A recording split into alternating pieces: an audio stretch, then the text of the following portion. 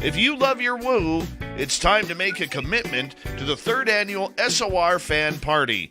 This time, we're heading to Reno, Nevada and the Silver Legacy Casino and Resort, May 10th through 12th, 2024. Tickets are $60 or $100 for VIP. With that, you get a free radio show. You get to hang out with celebrity guests from Spaced Out Radio, including our team, who are coming to hang out with you. You get to meet the entire team, like Science Bob, Merle, Melinda Leslie, Geraldine Orozco, and more. It's a weekend packed with adventure, and we want you there. After all, we're doing this for you. Find out more and get your tickets at info@spacedoutradio.com and book your hotels today at the Silver Legacy Casino and Resort in Reno, Nevada. Come join us for the SOR Fan Party, May 10th through 12th, 2024. Hey everyone, guess what? We do not have ugly swag. We have Spaced Out Radio gear that you're going to want to wear. Why? Because no one wants to wear ugly clothing. So head on over to spacedoutradio.com and go shopping today. You'll be glad you did. And it's a great way to support our show. Once you get your gear, send us a picture of you rocking out in your SOR swag. spacedoutradio.com. Shop there today. And make yourself look good.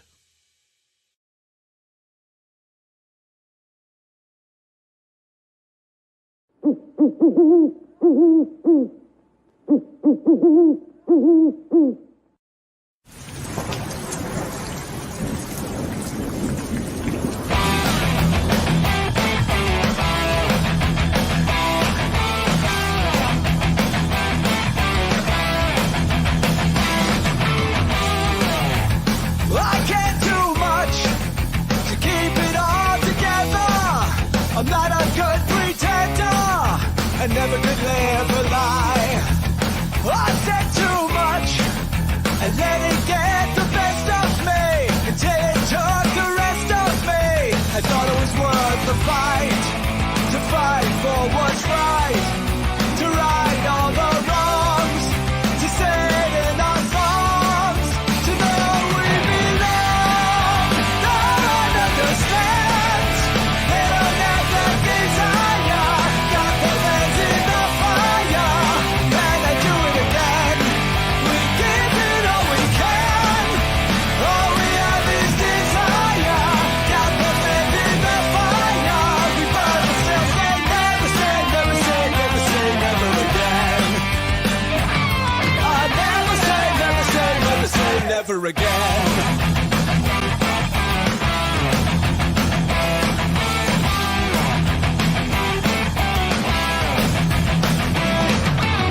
I learned more from one enemy than from 1,000 friends. That heaven takes care of the fools and scoundrels in the end. You learn more from one lie than from 1,000 truths. It's all- Greetings, space travelers. Welcome home. You just tuned your dial to Spaced Out Radio, the only place where you can own the night. I'm your host, Mr. Rob G. And tonight we'll be broadcasting to you on our terrestrial affiliates across North America and digitally on TalkStream Live, KPNL, and Odyssey Radio. Remember, you can access our archives for free at youtube.com/Spaced Out Radio. While you're there, please don't forget to hit that subscription button. You can follow us on Twitter and Instagram at Spaced Out Radio, at Spaced Out Radio Show. Our website is spacedoutradio.com, where the options are endless. You can stay up to date with the SOR Newswire, get some official Spaced Out swag, plus rock out to some Bumblefoot and oh so much more. Welcome back to Saturday After Hours. We are back in the building, guys. We got it going on tonight. We got it going on this weekend. A week before, we'll be down in Reno doing our thing, so can't wait for that.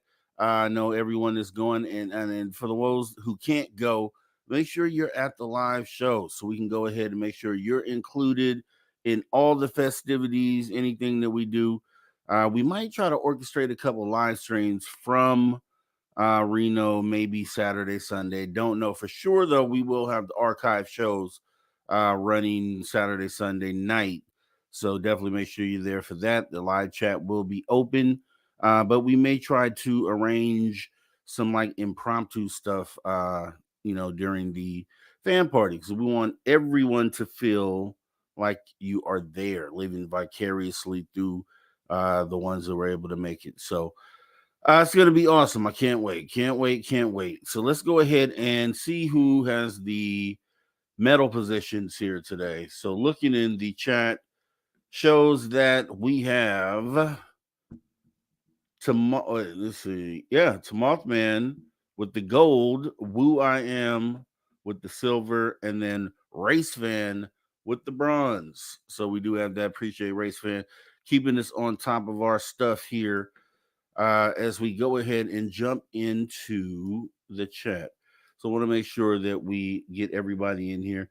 And just want to know how you guys are doing. Like, how has your week been? How has everything been going? Are you feeling great about the things that happen, right? We're supposed to manifest positive energy out there. So I'm hoping everybody had a fantastic week. But going back here, anyways, we got some Mothman saying Woo Tribe with the horn emojis, alien head, spaceship emojis. Thank you for coming on in. We got Woo I Am. You the man, Mr. Rob G. Thanks for holding space for truth and light. More to come on that. More to come on that, Woo I Am. Thank you for coming on in. And then Race Fan, obviously, good evening, Rob. Good evening, Race Fan. Right back to you. Jumping in, we got Eternity Eternal. Thank you for coming on in with the silly face emoji. Appreciate you showing up tonight. We got Roger Murray's letting us know that it is National Star Wars Day. So may the Force be with you tonight. May the 4th, right? May the 4th be with you tonight or today on this holiday. So thanks for keeping us laced up, Roger Murray. Always dropping the knowledge bombs. We love it. Thanks for coming in as well.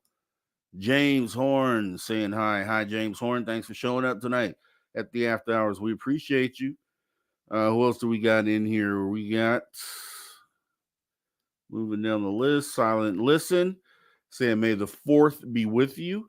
Right back to you, Silent Listen. Thanks for coming on in tonight. We got Lars Jansen saying good morning all with the horns and the heart emoji. We love it. Thanks for coming in, Lars Jansen, from somewhere else in the world, right? Let's see, getting down the list here. Okay, we got Roger. Okay, there we go. Aloha, Dave. Saludos a todos de Mexico. Greetings to everyone from Mexico. Thanks for keeping us bilingual. Aloha, Dave. We do appreciate you. Thanks for coming on in as well. Getting down the list here. Gizmo saying, hellos, everyone. Don't look up unless you're ready. Yeah, because they are up there. They're up there all the time. That's a fact. Miss Donna Carter saying, hi, everyone. Thanks for coming on in. We do appreciate you. Jumping in here, what else do we have? Carl Bittner in here saying, hey there, Gizmo. Hey, Carl Bittner, thanks for coming on in tonight. We do appreciate you. Appreciate you showing on up to the after hours. We really do. And we're going to have an awesome show tonight and tomorrow as well. The weekend is going to be lit, guys. So going down the list, what are we looking at here? Okay, Little Cam 5-1 from Twitch. St. Louis Battlehawks win their 5th consecutive game. Okay, that must be a sport that I'm not following, Little Cam. Does it sound like hockey? Yeah, okay. John P. Adventures represent my brother, Wild Trees Biologist. Yes, Wild Trees Biologist is in the house tonight. It says big hugs, A-Rob G. Cheers. Have a great one. Same to you, John P. Adventures. We do appreciate you coming on in tonight. And Paul Holland saying hi, Rob. Hi, Paul Holland. Thanks for showing up tonight. We appreciate your support of Spaced Out Radio and glad you could come in tonight.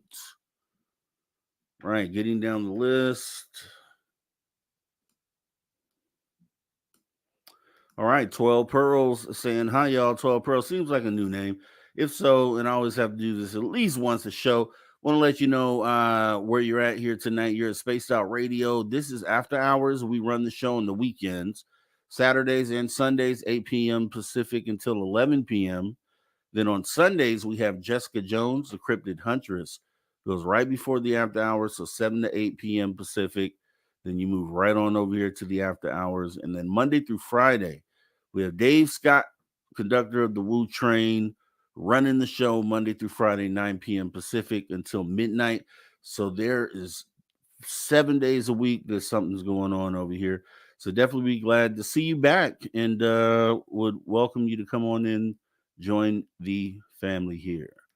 So thanks for coming in. And moving down the list here, we got Rezo Factor saying greets to Rezo Factor. Thanks for coming on in.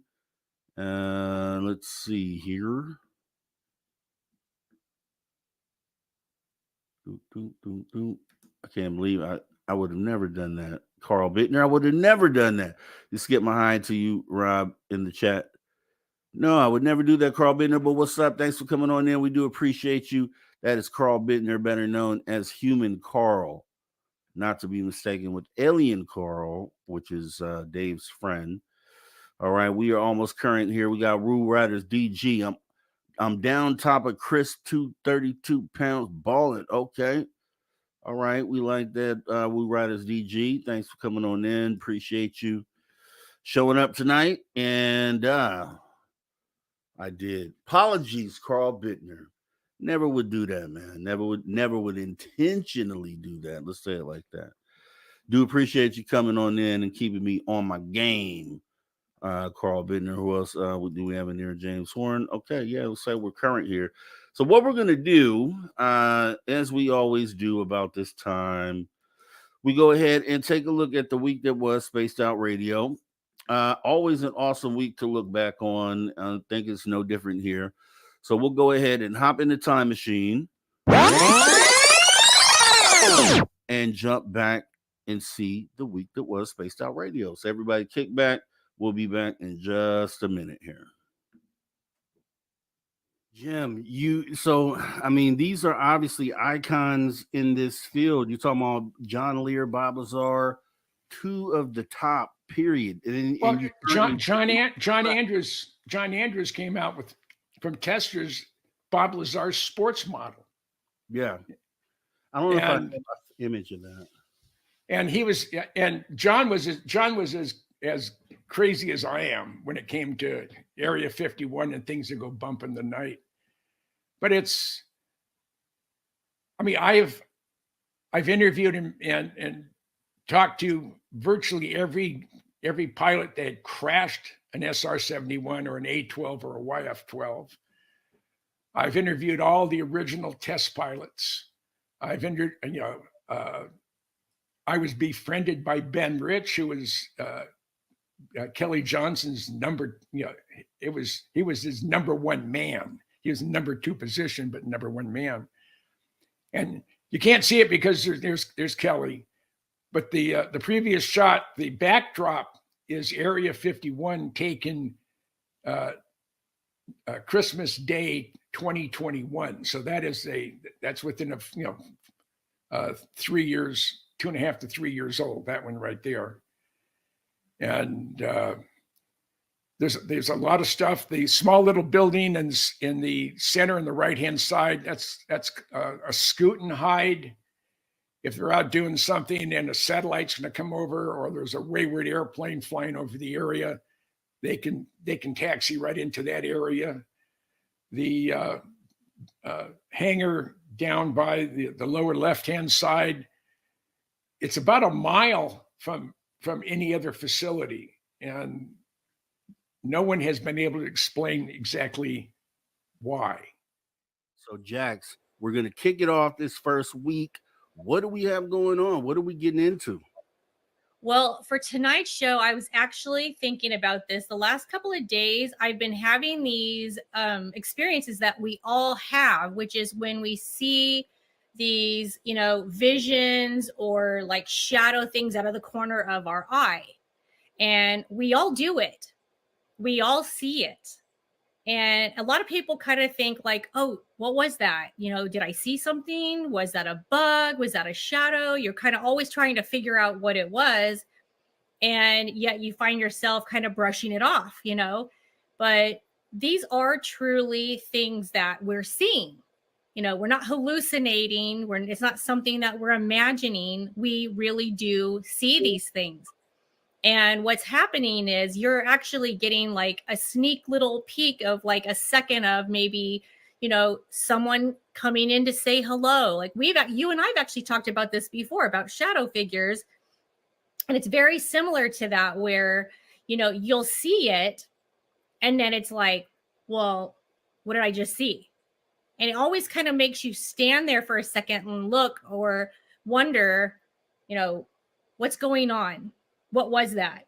Because sometimes you'll actually hear a little noise with it as well. So, it's very common for people. And everybody, like I said, everybody does this.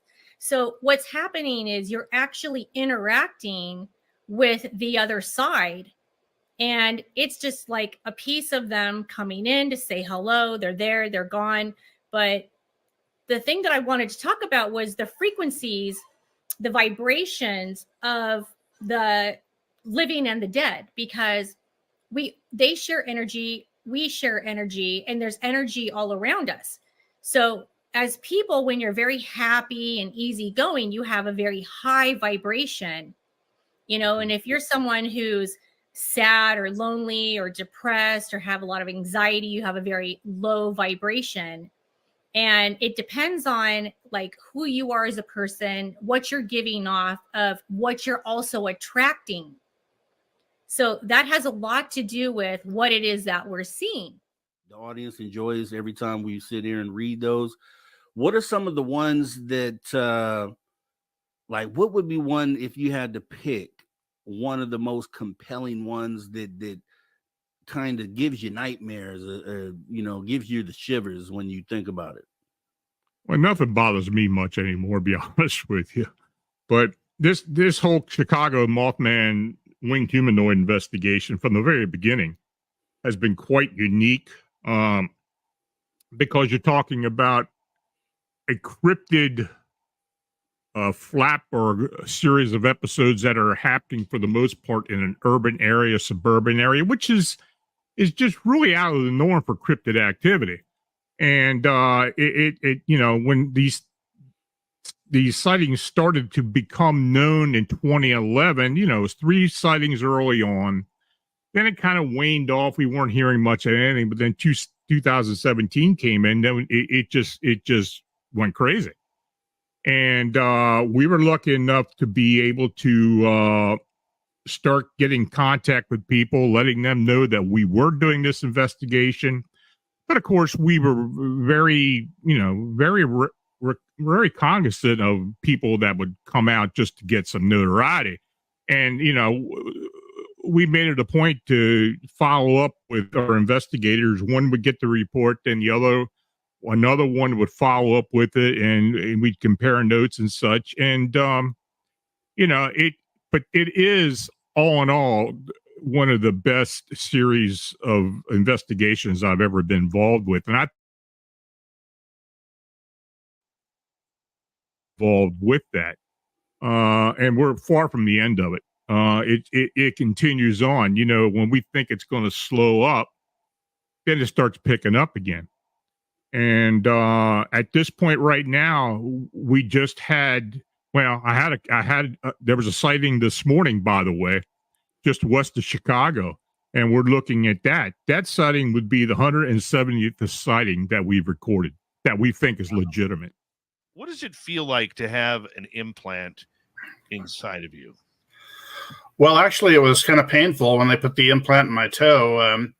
The first symptom was a really weird stinging pain in the toe. I looked at it, and there were 2 puncture wounds, one on each side of the bottom of the toe. And I shined an ultraviolet light on it, and the 2 puncture wounds glowed bright green. And the green disappeared within a couple of days, as I recall. But the puncture wounds actually healed within hours, very unnaturally fast. They have some kind of a healing beam or ray that heals wounds very quickly, and its effects are kind of lasting. It lasts for at least 24 hours, and Then there was the stinging pain got worse, and every time I took a step and put any weight on the toe, it'd make like an electric shock type pain, and then that peaked out at about day 4 after they put the implant in. And at that point, whenever I put any weight on the toe, it felt like an electric shock, like 120 volt electric shock going up my entire leg. And I think that was the nerve cells growing into the device. There's proprioceptor nerves that grow into these devices, at least most of them. And the pain tapered off after that, and it was not too bad after about a month. And but it continued on. So that's part of the reason I said yes to having Dr. Lear remove it. I felt like it was going to cause a medical problem eventually. Was it moving in your body? No, it wasn't a moving one. It was a pretty standard device. It was about 4 millimeters long and about 1 millimeter in diameter. The metallic portion was made of meteoric iron, and it had a surface on the metal that was like whether a pearl or bone or a biological hard part of some kind, with a lot of calcium, silicon, and phosphorus in it. And that presumably had enzymes in it that caused the formation of this gray, tough membrane that Dr. Lear had seen on a lot of other implants. And most likely also had chemical messengers to cause the nerve cells to grow into the device. There were carbon nanotube bundles that looked like the main electrical connections to the device, and the nerve cells apparently grow into this tough outer membrane. The outer membrane is electrically conductive too. It seems to form the membrane from blood plasma in the body. There is a side to ufology that many in the public do not know exists. It involves governments, it involves cover-ups, crash retrievals, possibility of recovering non-human intelligence. We've heard the stories from people like David Grush and Lou Elizondo, and most recently Jason Sands coming out. Whether you believe in him or not, that's okay. I'm wondering, for you, when is this a darker side of ufology that we just have no clue about, that the public would just not be really understanding how big the cover-up is? It will certainly be one of the most protected military secrets, because just as it would be if you were a country, America or UK, or another Western country, and you were retrieving some piece of high technology from, Russia or China. It's something that you'd want to keep very close to your chest. And I think once you're talking about craft, technology, maybe biologics, as Grush calls them, which are of non-human origin from wherever or whenever they're from, then that would be even a more of a deep secret.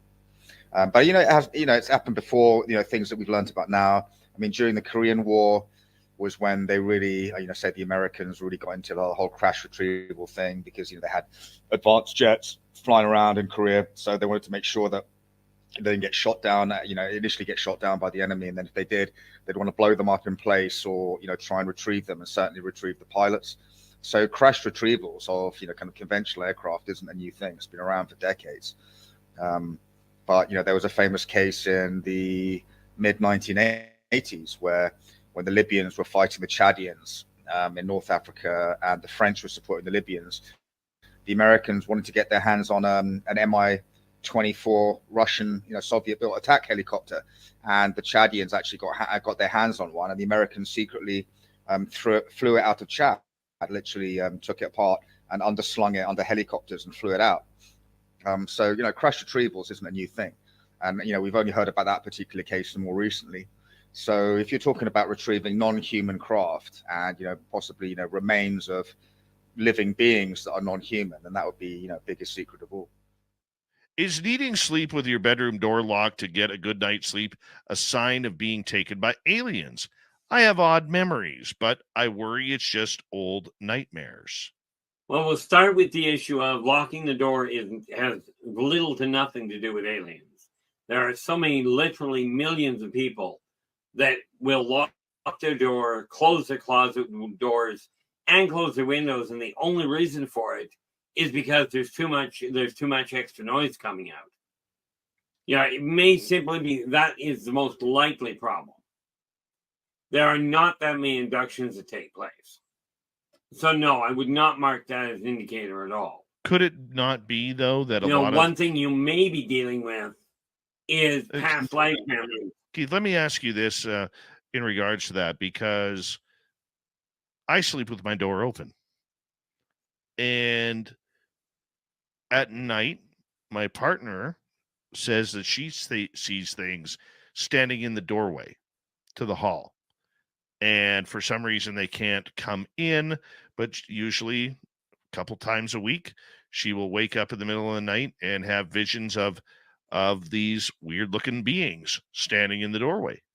Well, number one, you likely have a barrier already around your doorway. Okay. Besides that, you do have an advantage. What you're not aware of is there's a conduit there's a corridor in your house that it literally will go through. But it's literally all she's doing is seeing them pass by. The odds are they're not even seeing the fact your bedroom door is there, never mind open.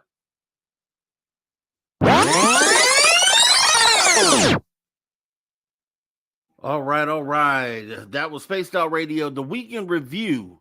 Once again, a lot of interesting stuff happening here at Spaced Out Radio. If you miss any of those episodes, you can always hop in the archives. The archives are totally free. You can access those at youtube.com/Spaced Out Radio. Jump in there and get a good dose of, it's been years and years and years of content every single day for years. So there's definitely a lot of stuff for you to jump in there and access. And so with that being said, we're going to go ahead and get to moving into the show here. We have a guest tonight, goes by the name of Wild Trees, and is a field biologist who specializes in microbiology and animal behavior. So we're going to see how those things tie into the phenomena, where that expertise is being applied. I don't know a lot about microbiology, so this is going to be a time where we get to, pretty much learn. So be ready to soak up some information in case, you may not be up to speed with this, but it should be interesting. So what we'll do is go ahead and bring in our guest. And let me go ahead and switch this up here as we introduce our guest for the night. Wild Trees, how are you, sir? Hey, I'm doing really good. Thank you for having me tonight.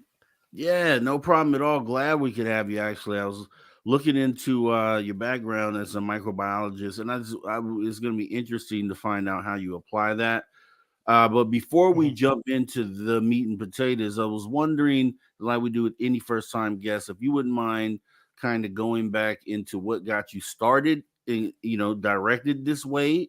Have you been an experiencer? Have you seen anything weird growing up? And kind of let's start from there. Sure. The first time I became interested in the paranormal was as a young kid at the library.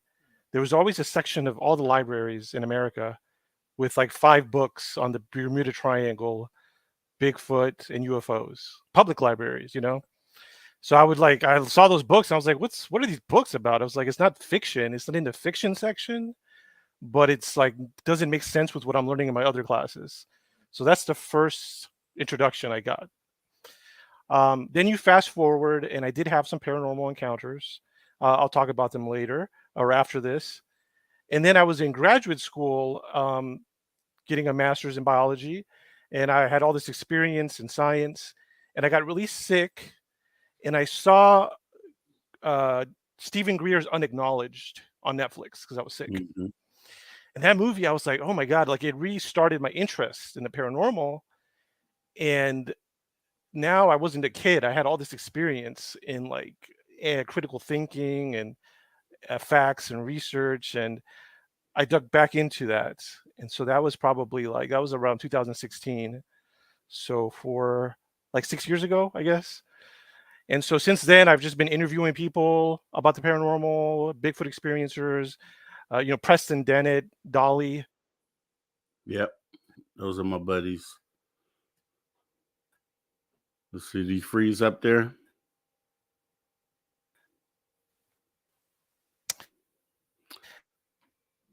Okay, I guess might be Uh, experiencing.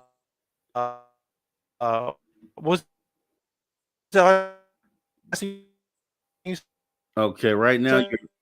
you're in it. You're in and out right now. If you can hear me, you're in and out on your audio.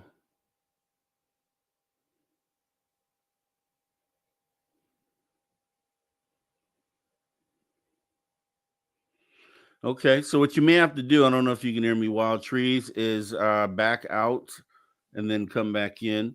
And we'll wait for him to show up here, back in the back. And I can hear you, Wild Trees. So let me know when you're ready. Okay, so I'm gonna get out of this page and go back into it. So I'm gonna close the page and I'll open a new one right now. Okay. So I'm gonna just exit out. So I'll see you in a second. Yep. Yeah, you did. Okay. Aloha Dave said, right, we had the same problem last night. I'll tell you what. I mean, it's truthfully, it's a miracle we're able to even get this done wirelessly. Well, with internet being what it is. So let's try this again here. All right. Hello. Yes, I can hear you now. Okay, yeah, I was just saying I'm in the country, so the Wi-Fi is really iffy. Mhm. But if I just do audio, I think it'll be more stable, if that's okay with you. Yeah, for sure. Okay, cool, man. So what was the last thing you remember me saying so I can catch up? You were going into how you've interviewed Preston Dennett, Dolly Saffron, who are good friends of the shows Okay. ago. Okay. So yeah, so my show, and then I have a really good witness from Minnesota. And I mean, he's got his own page, but not a lot of people have interviewed him. He's got crazy Bigfoot stories. He lives with him, he interacts with him. So he's a really good guest I've had as well. So yeah, so I've continued to do research in biology, but I've continued to interview people and come up with thought experiments and possible experiments I could do in the paranormal, because I think the paranormal is legitimate. I think basically the paranormal represents the outer edge of our understanding of the universe. Like, we're barely peeking at it, because as a human, we're never going to fully understand everything. And so I think the very edge of what we understand is probably represented by the paranormal. And unfortunately, a lot of scientists, honestly, they're cowards and they don't want to even tackle the subject. That's kind of good for me, because there's not a lot of competition. Like, if I were to make a scientific breakthrough in the paranormal, there's not a lot of scientists studying it. Well, okay, I take that back. Publicly, there's not a lot of scientists studying the paranormal. I do think governments and private labs are actually studying the paranormal. They just keep everything secret, because that information is very valuable. Plus, when you do research, it's very expensive. It could be millions of dollars, dozens of years. So it's a big investment. So you don't want to just like spill the beans about all the amazing paranormal research you've done. Right. But if you want to go to my experiences, I think one time, I guess my most vivid experience, and I've talked about it before, but I was at a research station. So I'm a field researcher. I study microbiology. The type of microbiology I study are like insects, water beetles that live in water, in ponds, rivers. I also study this animal called a tardigrade, a microscopic animal, also known as a water bear. Very interesting animal. And both of these animals, they live all over the world. So I've done field research in Alaska, Colorado, Wyoming, Montana, Texas, Arkansas, and I don't know if I said Colorado, but all over the Colorado Rocky Mountains, because these animals live everywhere. And if I went to Antarctica, I could find water bears. If I went to India, I could find these beetles. I'm just saying, I picked those subjects because it allows me to travel the world if I want to and still work. But yeah, so I was studying those insects and those bears, and I was at a research station by myself in East Texas. Okay, so the federal government owns this house that researchers can stay at, and it's located next to a large biological preserve. It's actually the nation's first biological preserve. America's first biological preserve is called the Texas Big Thicket. It's in East Texas. It's a paranormal hotspot. I mean, there's crazy stuff. Landed UFO, a lot of Bigfoot. If you look at Bigfoot reports, it's just this is a hotspot for Bigfoot. And I was doing research there, like on insects. I wasn't really studying the paranormal at the time, but I stayed there. I think it was in 2016, actually. Yeah, I stayed there all of January. No, I'm sorry, all of December and part of January, I remember. So I was by myself in this house owned by the government. And every day I would just wake up, make breakfast, and I would go into the woods and just have a blast. Like, I spent Christmas there. I spent New Year's Day there by myself, just how I like it. And I was just in the woods, in my element, having fun. But I got to tell you that at night, that house got so lonely. Like, it was scary. It was lonely. It was a big house. I was the only one there, except there was a cockroach that lived in the bathroom, and he was my only friend. Now, he was a native cockroach. I want to say that, okay? He wasn't as ugly, no offense, German cockroach. You know, he actually lived in Texas. He was a Texas cockroach. He was just coming in because it was bitterly cold, and he was my friend, and we were the only two living things in that cabin, as far as I knew. And anyway, there's lots of weird things about the house. I was terrified at night. Like, the government put like a little box and a key over the thermostat, so I had no control over the thermostat. It would get so cold at night. In the daytime, it was fine. But anyway, I was there, and one night I received a phone call, and I believe the phone call was from two aliens. I don't know what aliens means. They could be goblins, they could be poltergeists, spirits, but these two non-humans started talking to me, and it was a pretty long conversation. It lasted about like 3 minutes or so. Just to get in detail, like why I think that's what's happening. It's an odd thing to say, getting called by aliens. Well, okay. I picked up the phone. It was my cell phone. I said, hello. And then I heard somebody start talking to me. Right off the bat, I was put on edge. Like my body was like on edge. I was like, why am I on edge? Okay. The voice of the thing talking to me did not sound like a human. Okay. It did not sound like a foreign accent. It did not sound like feminine. It didn't sound masculine. It sounded more like an animal kind of. Like, if I had to put a image to that voice, it was like a little gremlin. Like, that's what it sounded like. And then so that's what happened. I was immediately scared and immediately thrown off by this. I've never heard a voice like this. My first thought was, this is a wrong number, and this is a foreigner. It's a human speaking a different language. Okay, so I was like, no entiendo, parlez-vous français? I don't know. But then I was like, they kept talking, and I was like, no, that's not it. Like, this is not a foreigner. And then I realized, what was happening is that the language this thing was using was English. Okay, every word was English, but it was using it in a way that didn't make any sense at all. It wasn't gibberish, because, you know, it had rhythm to it. Like, it didn't sound like someone's just saying random words. Mm-hmm. It was random words. It was random English words that didn't make sense. But the way they were saying it, it sounded like they were actually talking to me. I started freaking out, panicking, and then it got worse because its friend got on the line. So then it was a three-way call. So another gremlin got on the phone, and it was cool. It was funny because it was the same type of animal, because its voice had similar characteristics, but it was obviously another individual. You know, mm-hmm. You know how my voice is different. I'm a man, you're a man, but we have different voices. We're unique, even though we're species. You know, that's what it was. So I was like, okay, so two of these things are talking to me. I started getting scared, and I will say right now, I wish I didn't get scared. I wish I could have been calm. I mean, that happens in paranormal encounters. People can't help it. They freak out and they panic. But I recommend you try not to panic. If you find yourself having a paranormal encounter, first of all, you know, all of us here, we love the paranormal, right? So what you should be like is like, wow, this is cool. Okay, don't get scared. If you see something happen to you, if you see a UFO, if you see something next to your bed, I mean, I know it's hard. It's hard. It's kind of tough. It's tough. But it will be to your benefit. I wasn't able to do it, but it would be to your benefits if you're calm and you start thinking like, wow, this is awesome. Like, savor it, like savor that moment. Try to learn as much as you can from it. But that's not what I did. Okay. I was so scared. So I really thought I was. You said they were speaking English, but they were not using words that go together. Yes. So were you receiving like so even with that, did you get anything out of what they were saying? Did it translate at any point, or? In the future, it did. At the time, it didn't. Like, I've done more research, and it makes more sense to me. Okay. At the time, no. And at the time, something new I've been thinking is like, why was I so scared? Like, it doesn't make any sense. And a lot of people get scared when something paranormal happens, or like they're in the woods and they feel a Bigfoot near them.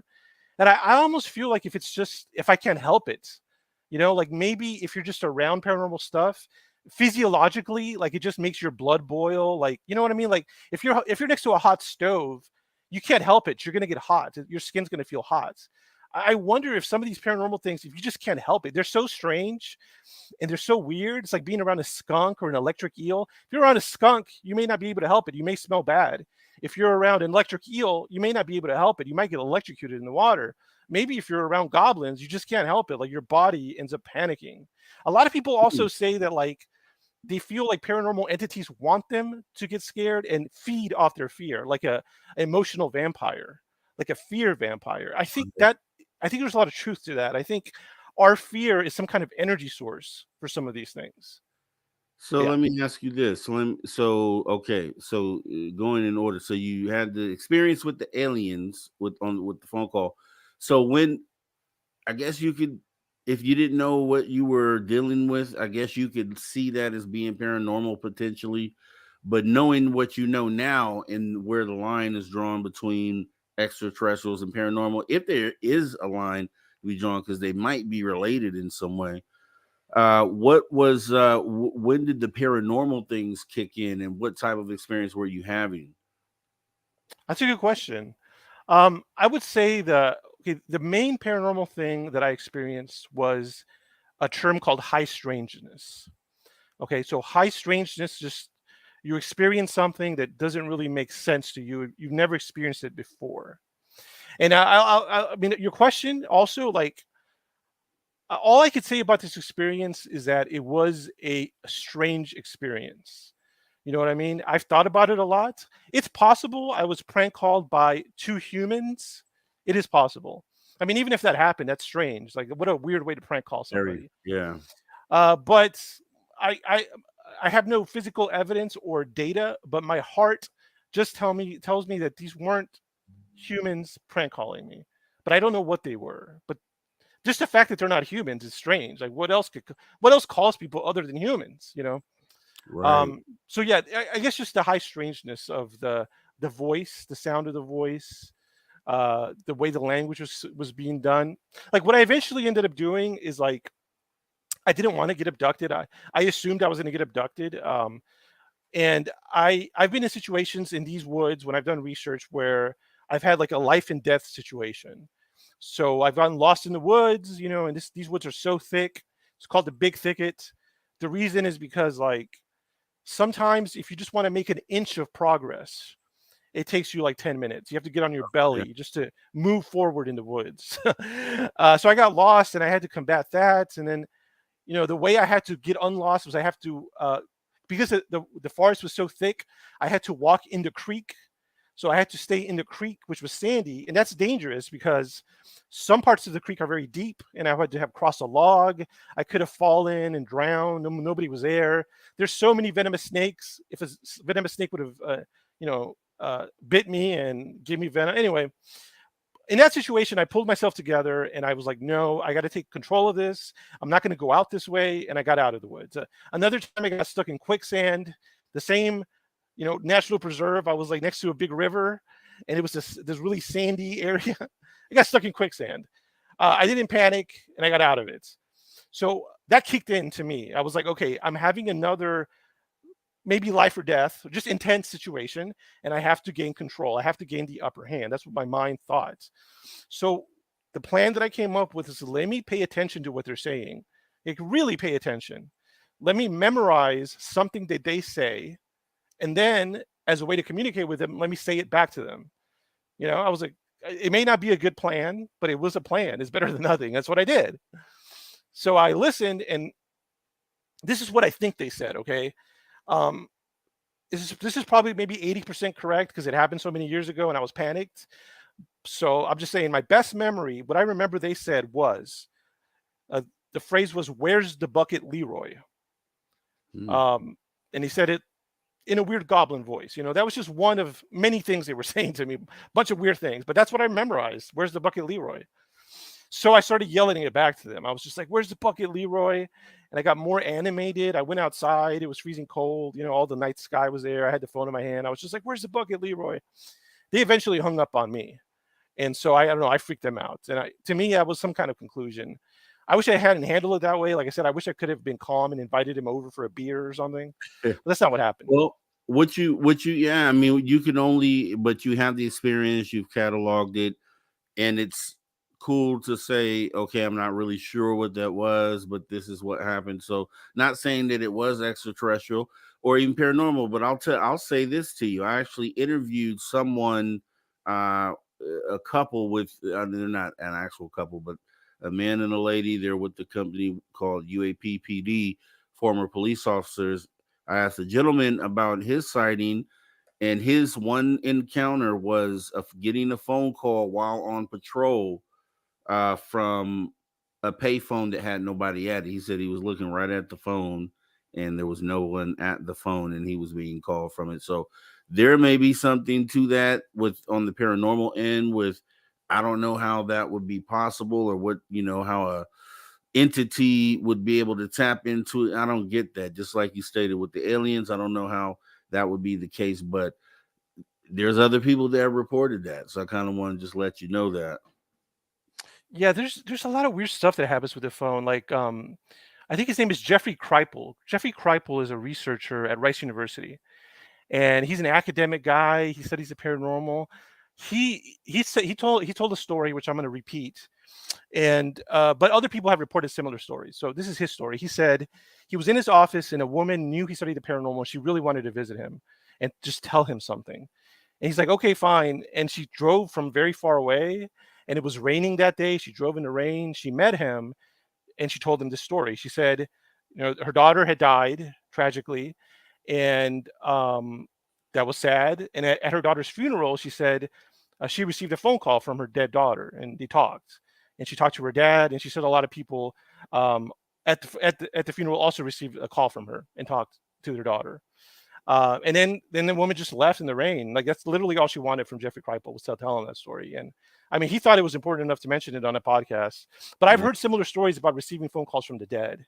Now, as far as how it could happen, like, I mean, technically, I think if you're intelligent, let's say if you have a UFO, I'm not saying this is what happened, but I'm saying if you have a UFO, that's a lot of technology. I think it'd be very easy to just tap into the line of someone's phone and just call them. That'd be one of the. I mean, humans can do that.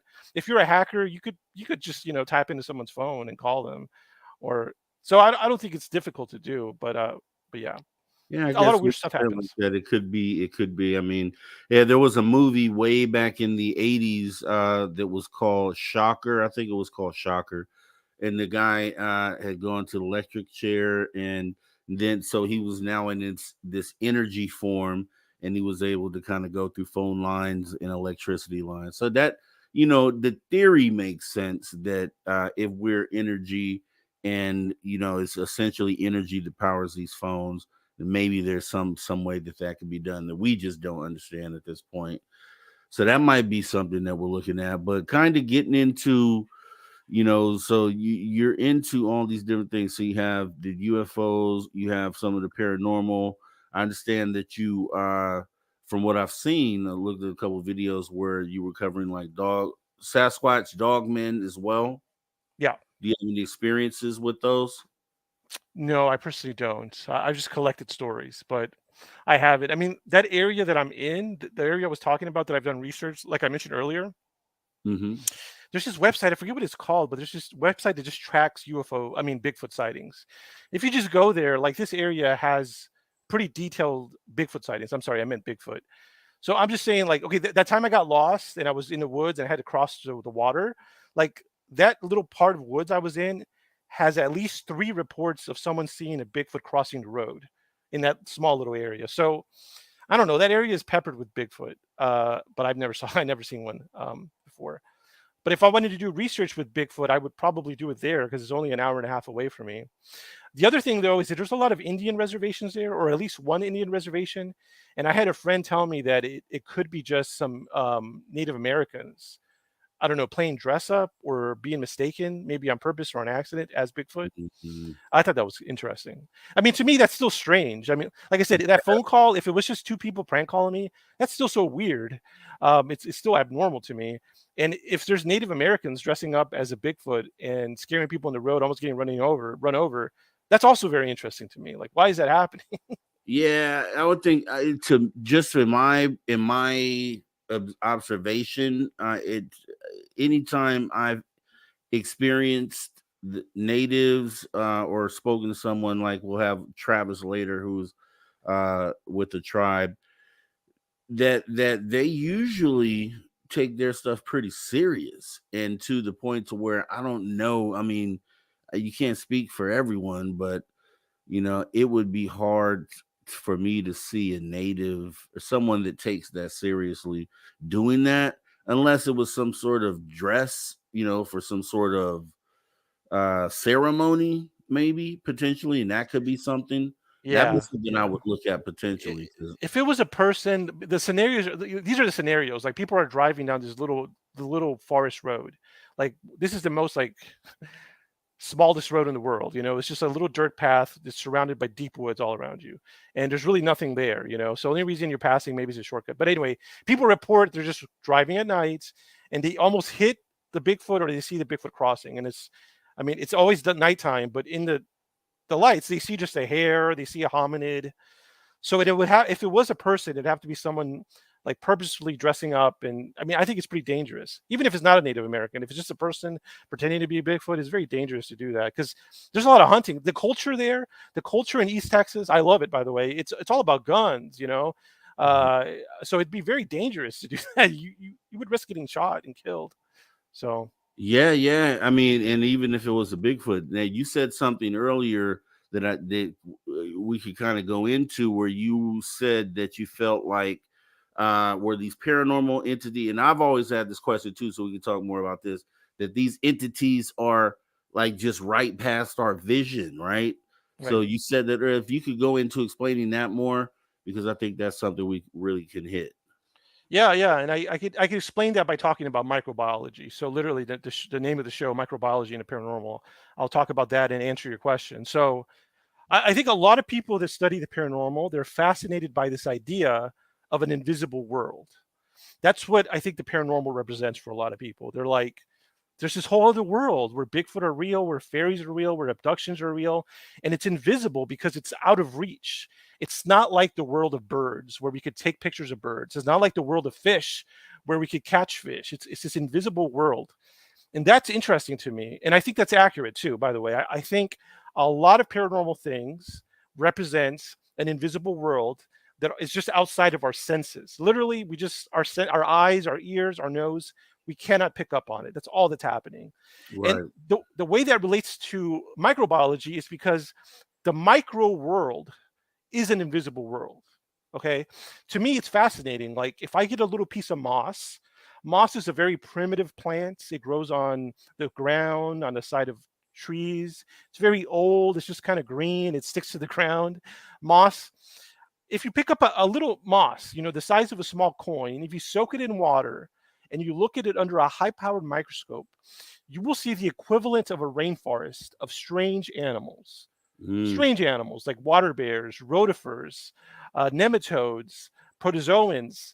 It goes on, and you would never. They're all around us, and you would never. They have their own lives. They look crazy. Like, if you made them the size of a horse, it'd be terrifying. You'd have the scariest monster. It'd be like an alien. I mean, they're alien in the fact that they're so strange, but they are from Earth. So I've spent a lot of time exploring the micro world, and the reason I can do this invisible world and study it is because I have a tool, which is a microscope. So a lot of me believes, part of me as a scientist believes, in order to make progress in the paranormal, one of the reasons we haven't is we don't have a tool. Our eyes are not good enough. Well, here's the thing. Some people do. Some people, I do believe, can sense the paranormal. Something's about their bodies different. I don't know what it is. Yeah. But 99% of people can't. So part of me is like, we just need to invent this tool. If you've seen, what's that movie with that wrestler where he puts on the sunglasses, and then he sees the real world? Yes. Roddy Piper, I believe. Yeah. They live. Yeah. We basically need that. That's the simplest way I could put it. We need a device like a microscope or a telescope where it'll just filter out the paranormal, because I do think it's all around us. And yeah, sometimes we rarely bump into it. Yeah, I do feel like it's something that is right there, and that makes sense because there's a movie called The Sixth Sense, so an extra sense or just something else that's unlocked within you, because there's a lot of things that are still locked within us that we haven't, and one of those things could be to see into that other dimension, could be to when you get to remote viewing, when you get to telepathy and all that stuff. The things that we need that can be unlocked with our mind. So I think that's very possible. And it's when you explain it like that for someone who, if you were trying to, explain this to someone who's just coming on the scene, that's a great explanation, where something just right out of your vision, and it's because you don't have the ability to detect what that is. And night vision is another thing, right? Because you put on a night vision goggle, and there's so many things that you see, and it kind of blows your mind because you're not seeing this with the naked eye. So it's pretty amazing. The other thing about this invisible world is it's a completely natural. Like there's nothing strange about it. Like it happens all the time. What I was just describing, that moss, the relationship that humans have with the moss is it's very similar to the relationships that humans have with the paranormal. Okay, in that example, we're the moss, and the paranormal are humans. Okay, so what I'm trying to say is, like, for humans to realize the truth about the universe and about these paranormal beings, it would be like a tardigrade, like a nematode, realizing the truth of us, of humans. Yeah. It's almost impossible for them to grasp. But yeah, I'm saying that happens all the time, though. Like there's always animals that are beyond each other's grasp for whatever reason. And I think everything that's paranormal represents things that are outside of our grasp. I think we can evolve. Like, here's the thing. It's not that hard to be able to see these things, though. You don't need actually like binoculars or these special glasses. All my research, and I'm sure you've come up to the same conclusion, all my research shows that meditation is the answer. Basically, if you just meditate, it's got a lot of health benefits, but that is your answer. That'll let you see the invisible world, communicate with the invisible world, et cetera, et cetera. And that's all that's missing. So, and have you heard about that CIA project called the Gateway Project? That basically describes exactly how to do this with step-by-step directions. It's declassified. Project Stargate? Yeah, Stargate, yeah. Yeah, definitely. And that's something we can get into because we're coming to the end of the hour right now. And I want to get into the whole microbiology aspect and how you apply this to the paranormal. See, and one thing I'll point to, as you were saying a moment ago, is just the scale. Is when you look at what are those tardigrades, right? Okay, when you look at it's I forgot what the term is, but it's like in magnitude, us compared to the rest of the universe is how it's they compare to us, essentially, like it's scaled down. It's like a scale model of our existence within the universe. And when you think about that, it kind of makes me think about really what our place is. Like, are we essentially one of those tardigrades living on something living that we just can't understand, that we can't understand the scale of? You know what I mean? Like, are we inside of something, or are we just an organism, a microorganism compared to the scale of whatever the top of this thing is? So it's just something I thought about, and I think we'll kind of leave it right there before we go to break.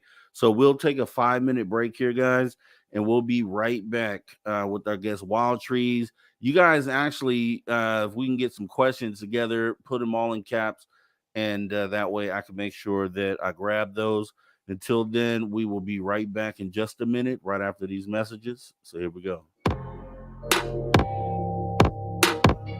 Conversations that move the needle. Conversations that move the needle. You're listening to After Hours with Mr. Rob G on the only place where you can own the night. Spaced Out Radio. Spaced Out Radio. You've tuned your dial to the right frequency.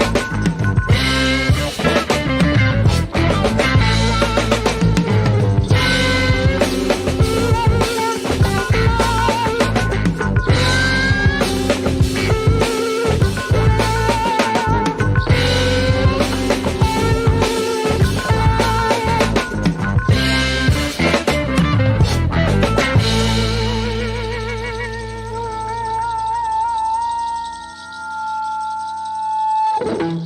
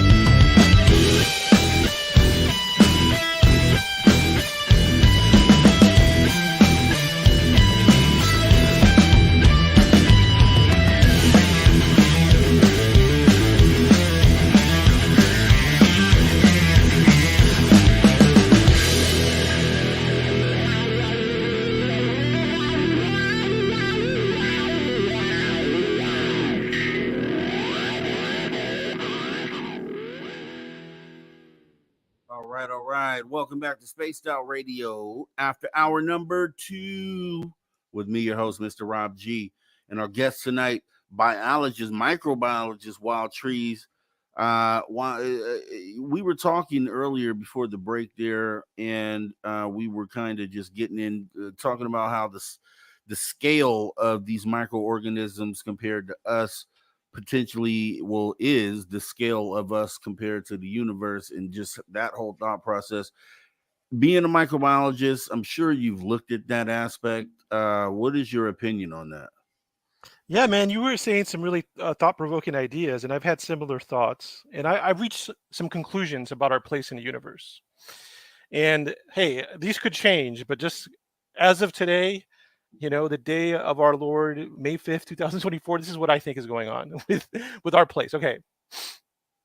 I think that everything scales infinitely in both directions. As an example, I think things infinitely get smaller. So I'm a human, if you get smaller, I have a heart. A heart is just an organ. If I get smaller, there's a cell that's in my heart. If I get smaller, there's a single atom that makes up my heart. Inside of the atom, there's subatomic particles like electrons, protons, neutrons. Inside of these, there are gluons and quarks. And inside of those, there's other things, and it keeps going and going. And if you go out, it also goes, I'm a human. I live on a planet. The planet is in a solar system. The solar system is in a universe. The universe is in a cosmos. There's multiple cosmoses. There's multiple groups of cosmoses. It goes on forever. So my conclusion is that no matter who you are or at what scale you are, there's a duality that's happening. At any time, you are the biggest thing in the universe, and you are the smallest thing at the universe. You are both always at any time, no matter what size. Because right now, as a human, I am like the biggest thing in the world compared to a quark or a subatomic particle. But I am also the smallest thing in the world when it comes to a cosmos. But at the same time, the planet is the smallest thing as well as the biggest thing. So it's kind of this weird state of duality. And that's my conclusion about where we. So at any moment, we're the most important thing that could ever be, but we're also the most insignificant thing that it could ever be. And that's kind of beautiful to me. That's what I think is going on. It is very beautiful. It is very scary too, because it means that we're all searching for the answer to the key of life and the reason why we are what we are. And it would be, I think, when Lou Elizondo uses the word somber when describing what the phenomena is, and I wonder about that when he says that, because I'm like, I go through a list of things that could be somber besides alien invasion and things of that nature, which be the worst things to think about. Then it gets to more of an aspect of, okay, they say this is a prison planet, or say this is a zoo planet. And then it just, you start getting down to the, okay, are we really just insignificant on the grand scale of things? I don't think that that's the case, because we're so special in what we do, and we kind of break the mold for anything that is within nature. And I've said this too, it's like the balance, like it almost seems like we shouldn't be here when you look at the rest of the planet and how they interact with each other, all other animals, even down to microorganisms, how everything works in unison, in harmony. But it seems like humans are the only things that work against all that. And it just makes me think about our place in this whole thing. I don't know. Like I say, both the duality can be scary. Here's the thing, like, the duality gives you some benefits because, here's the other thing, okay? The duality can be used to comfort you better than you've ever been comforted. But at the same time, it could scare you as much. So you have to decide which one you want. And you could switch, you could be in between, but like, okay, how is this comforting, Okay, here's this idea. Here, let me try to comfort you as far as what you said about how humans are let me just call ourselves agents of disaster.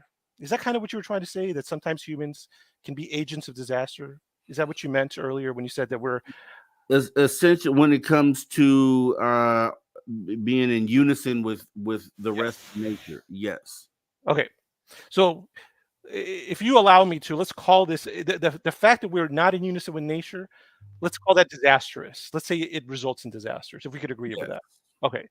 So here's what's interesting about disasters. So there's this hypothesis. A hypothesis is it's not as big as a theory. It's basically the scientific idea that could possibly be true. Doesn't mean it is, but I like it. So this hypothesis is called the intermediate disturbance hypothesis. And so those are a lot of big words. Basically, what it means is like disasters that happen sometimes, not all the times and not never. So to break it down, if you have a forest, that forest needs disasters to happen for it to be healthy. Okay, if no disasters ever happen, if there's no flooding, no fires, no storms, it'll create its own disaster. Like the trees will get too big and they'll block out the sun. Everything under the trees will die, and it will not be a productive system. You'll have low biodiversity. You don't want that. You want some disasters. You want a fire every now and then to happen because it clears away all the old growth and lets new growth happen.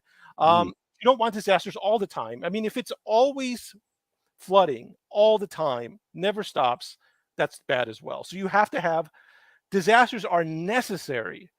It's built into the system. And so what I'm trying to say is if we cause disasters, humans, then maybe we're just part of the system because disasters are healthy. Now, here's the thing.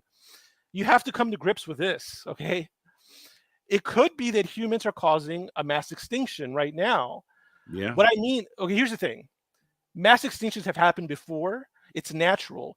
I'm sorry to break it to anybody who doesn't think this, but there's going to be another mass disaster. I mean, a mass extinction. It's happened like 5 times already. So it's going to happen again. I would say it's guaranteed that we're going to have another mass extinction. That means almost every single thing on this planet dies. Every animal you've ever seen is dead. It no longer exists. It will no longer exist. This has happened before. I think it's going to happen again. Now, that may seem like a bad thing to humans because we're on a scale that measures times in decades. Because a human only lives like 100 years if we're lucky, right? That's pushing the limits. So to us, we look at everything in these eyes of like months, weeks, and of course it looks bad. But the planet is on a scale of billions of years. Right. So if we cause here's the thing, if we cause a mass extinction, which we might, that means that all the life on Earth will be dead. Everybody all humans will be dead. But if you give the planet 100 million years, which that's the thing, 100 million years is not a long time in the scale of the planet. That's nothing. That's like a Right. little bathroom break. But if we cause a mass extinction, which could be healthy, it could be that, well, actually, I don't think it is healthy right now. But if we cause a mass extinction, what I'm saying is 100 million years, everything will be back to normal. So it's really not a disaster. It's only a disaster because we look at it like a disaster. Yeah. And it ends up being a disaster because it's our own fate. You know what I mean? That's on the line, and that's kind of where we start looking into the conversation that they're having about this phenomenon. The people who claim that they have more information than most people because they talk to people behind the scenes. So those, and what those people could be saying could not line up with anything, but they keep mentioning words like spiritual and somber with what's going on here. Like they're saying things like it's not what you're expecting. And so it just kind of gets you thinking. I mean, and obviously this whole exercise that we're going through is a thinking exercise. And but it just, when you look at some of those angles of it, yeah, I mean, you what you just said is absolutely right. On the mass extinction level, it could be literally what our destiny is as human beings, because we can't seem to get things right. We can't, we seem to do things that go against the natural flow of nature. And you could be right. That could be what we are.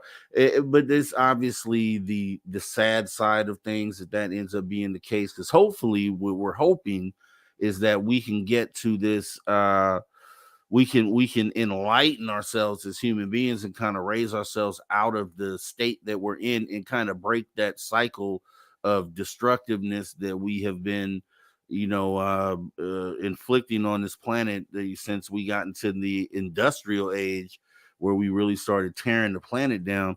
So hopefully with disclosure or confirmation, it lifts us above that and allows us to kind of do, as Aloha Dave said, the great reset, but not the great reset necessarily on population, just on knowledge and enlightenment and understanding how to, having more appreciation for this world that we're in, and learning how tuned we are and how more tuned we could be and should be to the planet, and then everything else above and below, all the way down to, atoms and molecules. So, yeah.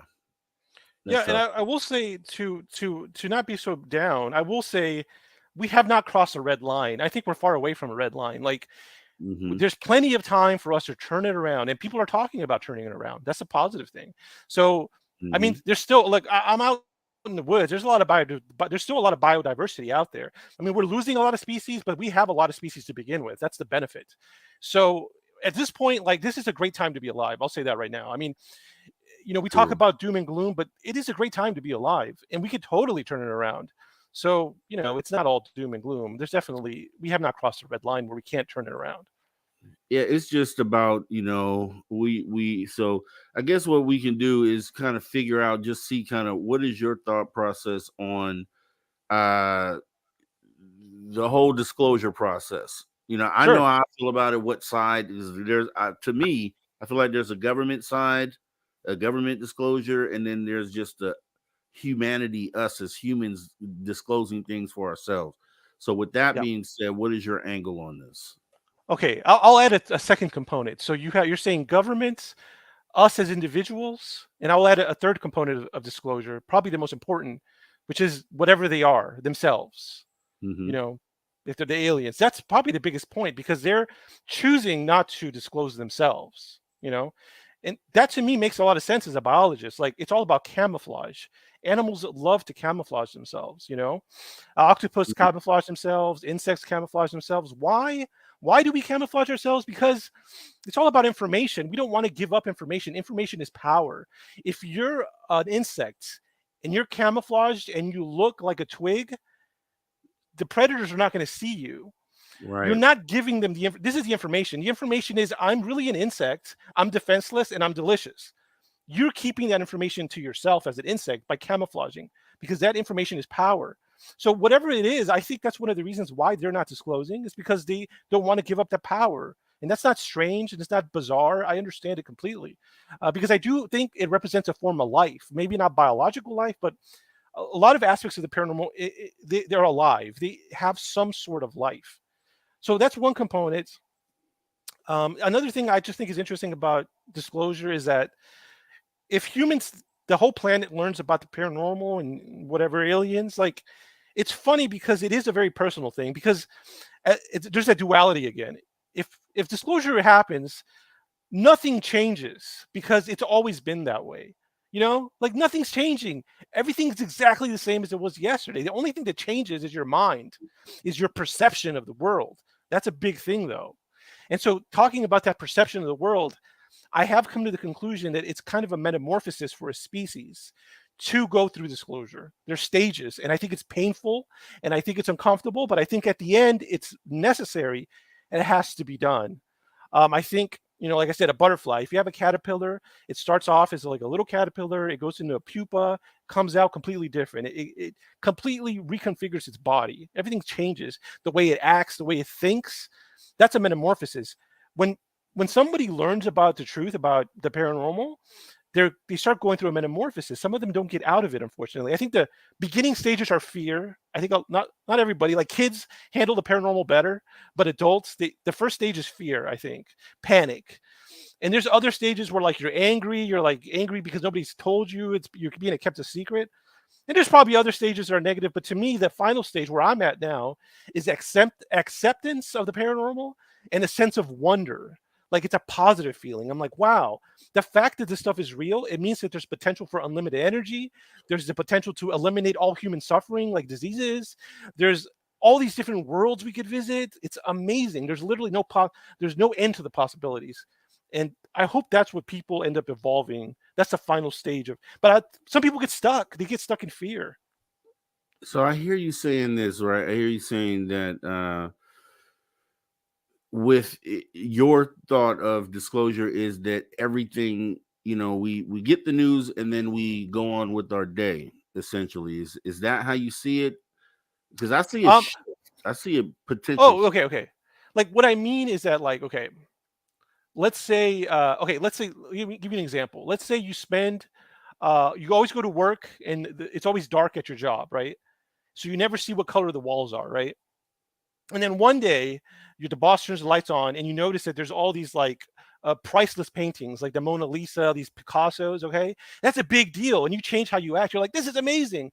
But the thing is, it was always that way. Okay, the Picassos were always there. You just weren't aware because it was too dark.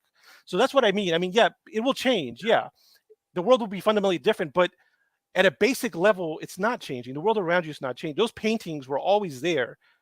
They've been there forever, but you just didn't notice them. So the same with the paranormal. You will change, and it will change the world, but nothing new is happening.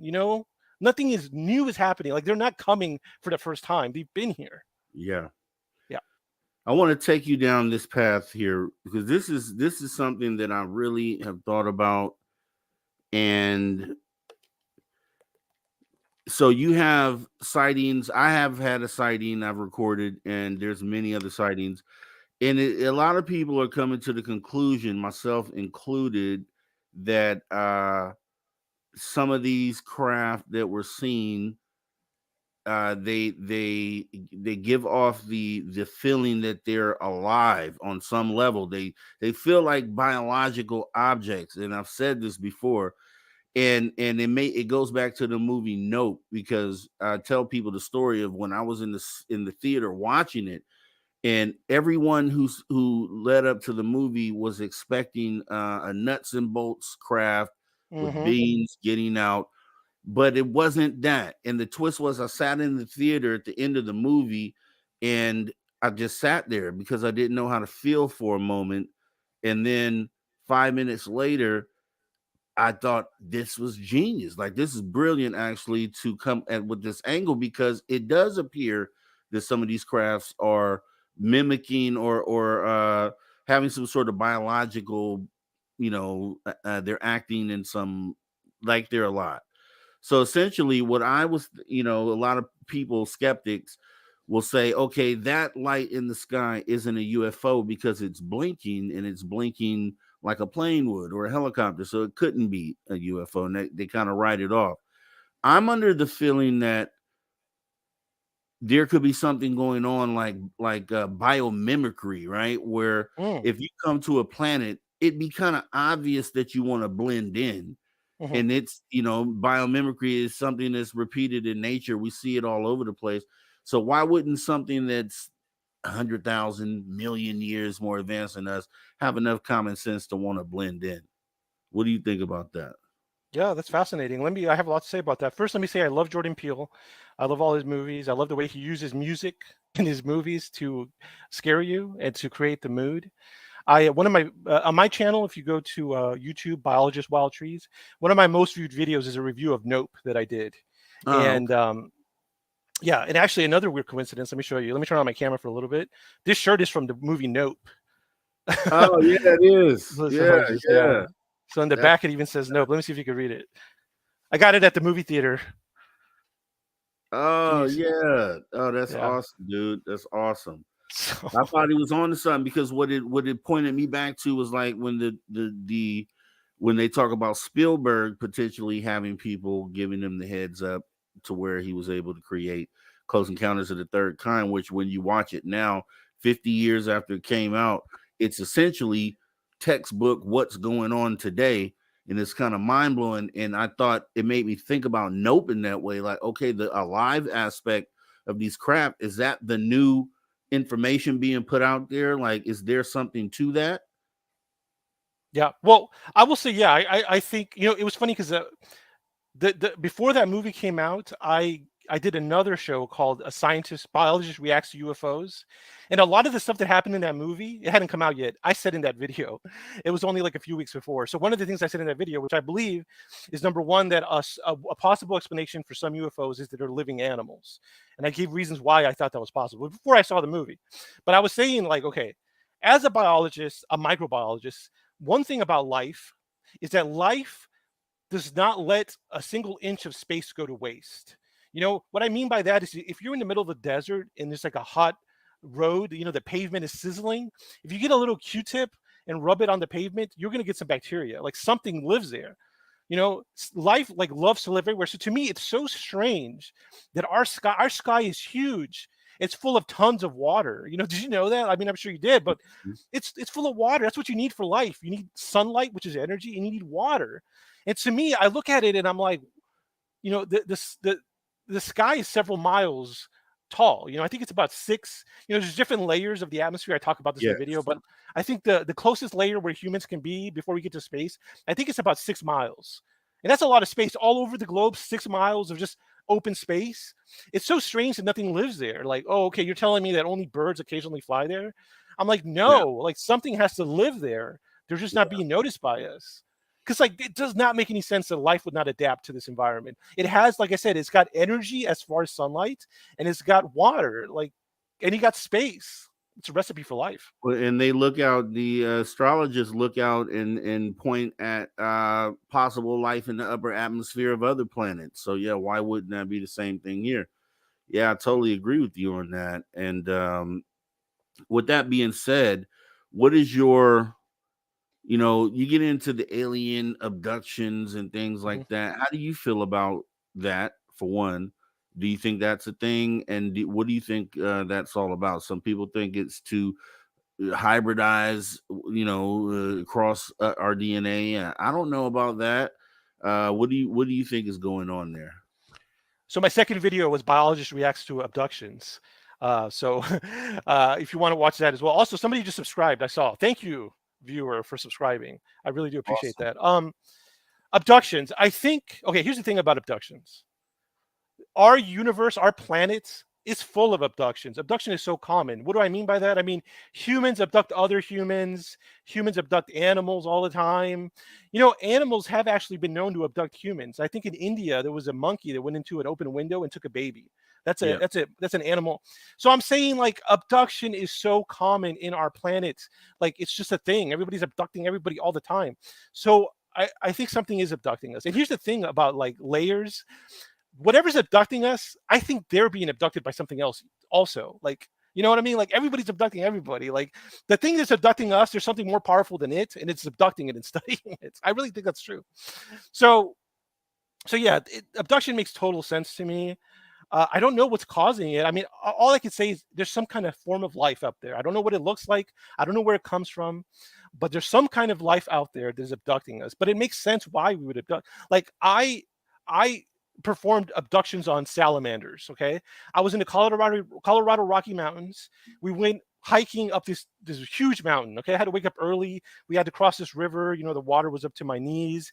We had to go up, and it was snow everywhere. And we got to this super isolated, pristine mountain view, and there was these big pools of water. And I wasn't the main scientist. I was visiting, but I saw with the scientists, they would get this long pole with a little net. They would scoop up the salamanders. Okay, that's like, you know, an alien abducting us from our home. They would take it to a tent. That's like the UFO. They would measure it, okay? They would mark it. They would even put an implant in it, okay? And then they would drop it back in the pond. I was like, dude, this is a classic abduction. It makes sense on paper. I don't know if it's a trick. I don't know if what's abducting us is trying to trick us to make us think. I don't know, but I'm just saying it really feels like an animal trying to understand us better, and that's what looks like what's happening. You're going down the right path. You're going down and I'll tell you, I'm gonna tell you this. This is mind-blowing that was the explanation that you gave. I just thought of this. I talked to my girl about this a few days ago. We had a debate about it. So I said same thing you said. So we run around here. And I use the savannah for an example. So we're in the helicopters. We're flying across the savannah, and we go and we tag something. We go ahead and examine it while it's asleep. The whole intent for us is to put the thing to sleep, whatever it is, examine it, tag it, and then be gone by the time it wakes up. So my theory was, what if that's what they're doing with us when it comes to abductions? What if the people who, because the original question was to her, which I've asked other guests, is, if you, as far as we know right now, abductions are on a small scale comparatively to the population. But I said, what if we were to regress everybody else, even people who had not encountered UFOs or didn't think they did? If we were to regress everyone, would we find out that actually everybody's been abducted at some point, or a large percentage? And my theory for that is, to kind of back that up, would be, okay, we have experiencers who have told stories about abductions. What if the whole point of it is that you're not supposed to be woke during the abduction? So what if you, and just like any other time you put something to sleep, it wakes up before before the time is up? So what if the people who report abductions are the people who just happen to wake up during the abduction? And what if the rest of the people are just, you would never know because you were asleep the whole time? So same way going into surgery, when they count you down, when they and then you're under, and then you just wake up in another room with the nurse helping you out. So that whole time that you were asleep, like, what if you weren't supposed to wake up during the time? The whole purpose is, we're going to take this human, we're going to put him to sleep, we're going to examine them, we're going to put the person back, they're going to wake up, they don't think anything has ever happened. Have you ever thought about that, and what do you think about that aspect? Yeah, dude, I think you hit the nail. You smacked that nail right on the head, man. You got the hammer, and you just yeah, no, that's exactly what I think is going on. That's the conclusion I've come to as well. Like, one thing I've said about paranormal encounters in general, but specifically abductions, I was like, look, either they rarely happen, maybe they don't happen that, or they're rarely remembered. I think that's so. I think it's possible that everybody's been abducted. We're just not remembering them. I think that's very possible. The other thing is that, people always say, like, oh, here's some things that people say against the abduction, and I'm gonna like debunk their explanations. Okay, some people say, if they're so smart, why do we even know they're abducting us? Why do we wake up early? Okay, here's the thing. Okay, I'm not going to say I'm a smart guy. Let's just say I'm a dumb guy, but I've been around a lot of smart people in my career. And being smart does not mean perfect. Okay. They're not the same thing. Okay. If you're the world's best doctor, you could mess up, you could crash your car. You could, even at your job, it doesn't mean you're perfect. Like, I don't think anything is perfect, but yeah. Okay. So I think that's a debunk there. I mean, the fact that they're not perfect, they make mistakes. I think that's just the nature of the universe. You know, it's impossible. Yeah. It may be that since so few people know about abductions, they're actually doing a great job. Like their percentage is amazing. You know, Exactly. Exactly. But people aren't, see, the normal thought process on that isn't that. It's just that, hey, if you ask people within ufology, they'll say, you know, it's only a certain group of people that keep getting abducted, or it's because of a genetic bloodline or some of those things. And I'm like, okay, what's more likely though? Because I think once again, common sense solves a lot of these questions that we have. And you don't need academic knowledge in order to solve the questions of life, because I don't think you could learn anything that would teach you this. So with that being said, I'm thinking that you know, yeah, exactly what you said. They have a great track record of abducting and not being detected, and it's just a small handful of people that happen to wake up. I want to give a shout out to Aloha Dave. Thank you, Aloha Dave, for subscribing. I encourage everybody, please subscribe. Biologist Wild Trees. I guarantee you won't regret it. Yeah, they should have. Usually they throw you a link in the chat. If you guys have his link, go ahead and throw it in the chat, please. The other, there's this other guy, which I respect, but I think he's wrong about abductions. Okay, his name is Jacques Vallée, French ufologist. Okay, I think he's right a lot about things. But I remember he wrote a research paper, which I read on my channel. He wrote 2 academic research papers about UFOs, and I read both of them, and I go over them on my channel. But one of the things against abductions that he says is, he says this. He's like, why it doesn't make sense that they keep abducting us over and over again. Like, well, don't they have data? Like, he crunched the numbers. He's like, that should be enough information. Okay.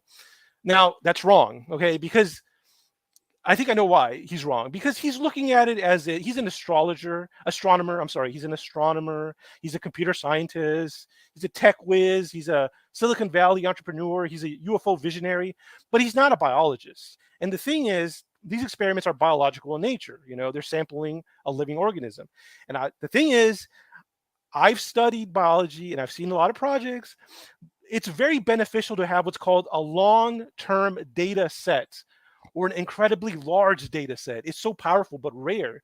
Like, there are some scientists out there that are like 70 years old now, but when they were 20, they started sampling the same mountain valley to count how many flowers came up and when they came up. And every summer for 70 years, they did it, and they have amazing data, and they're super famous, and we love them for it.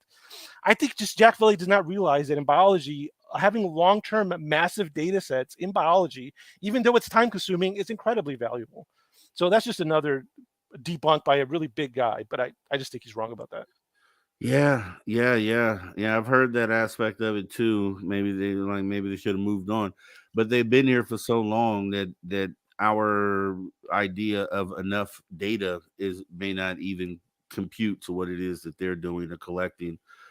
But yeah, so with that being said, you know, that's why I'm going in for regression this year. I've talked about it because I don't ever recall anything like this happening, but I do have a mark that I always question, and it's just like, why not get regressed to find out you know, the thing. And I tried to explain this to my girl, and she just wasn't getting it. I'm letting her know, like, it's very possible that you caught a moment of the abduction and you just don't recall it. You stored it somewhere in your mind, and you can't access that until you go through something like a regression or hypnosis and to access those parts of your mind.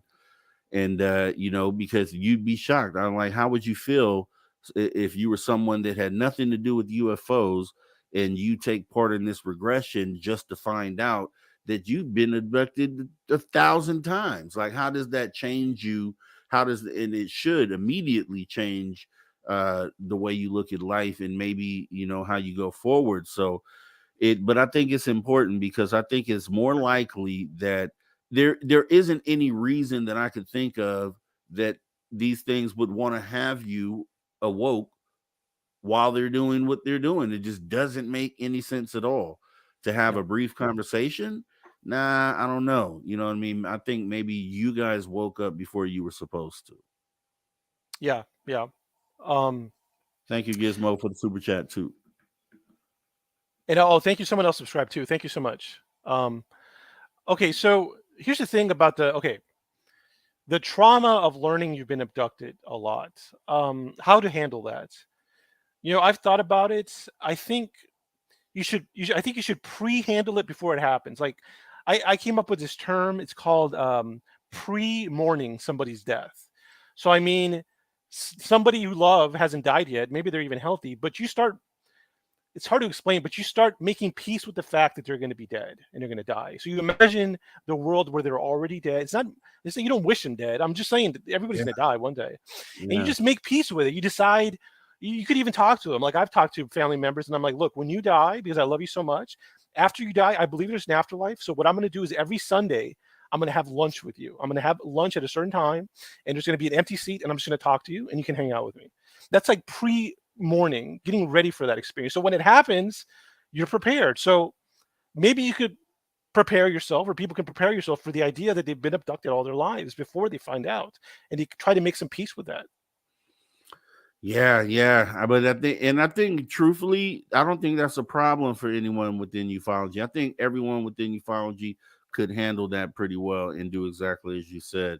But I think it's about the ones that will find out when they land on the White House lawn, or when they have this regression. These are people that never thought this could be possible, said they didn't believe it, just to find out that they have actually, been abducted. I think it's the ontological shock. Of course. Let me ask you this, okay? Because this will affect things. The things that are abducting us, okay.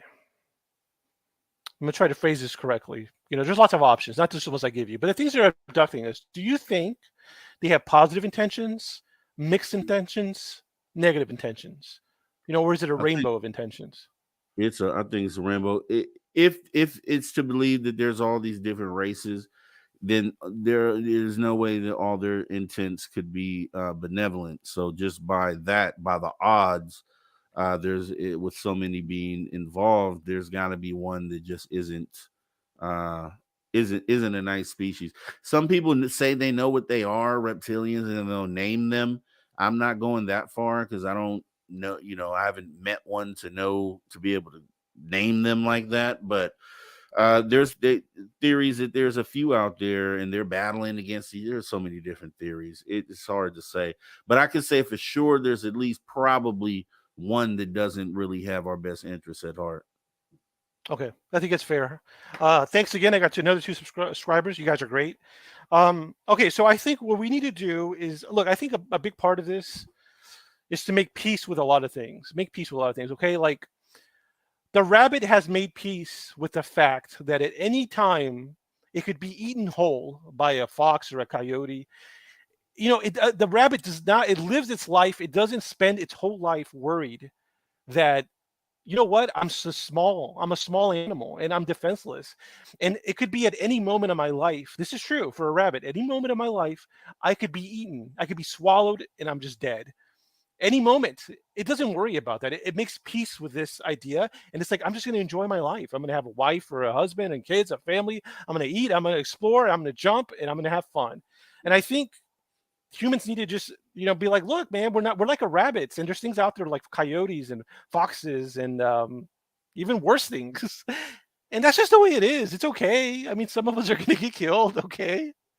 But I mean, people die all the time. I'm just saying it's not the only guarantee is that we're going to die. So I just think we need to make peace with the fact that we're just a rabbit. That's the thing. The problem is everybody's like, no, I'm a human. I'm the top dog. Like, there's nothing better than a human. Baby, I got news for you, man. We're like a bacteria. Okay. Yeah. It's okay though. You can still enjoy your life. You can still have a full life.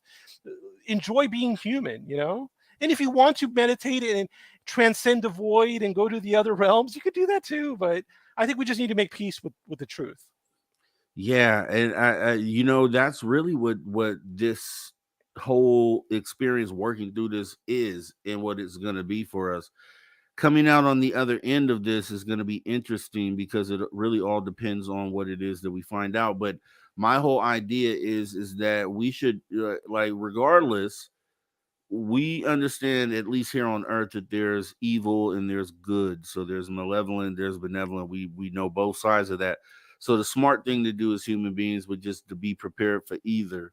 and kind of just work through this, like, as best as we can. But I'm envisioning a world on the other side of this and that's why disclosure needs to come fast and not slow drip.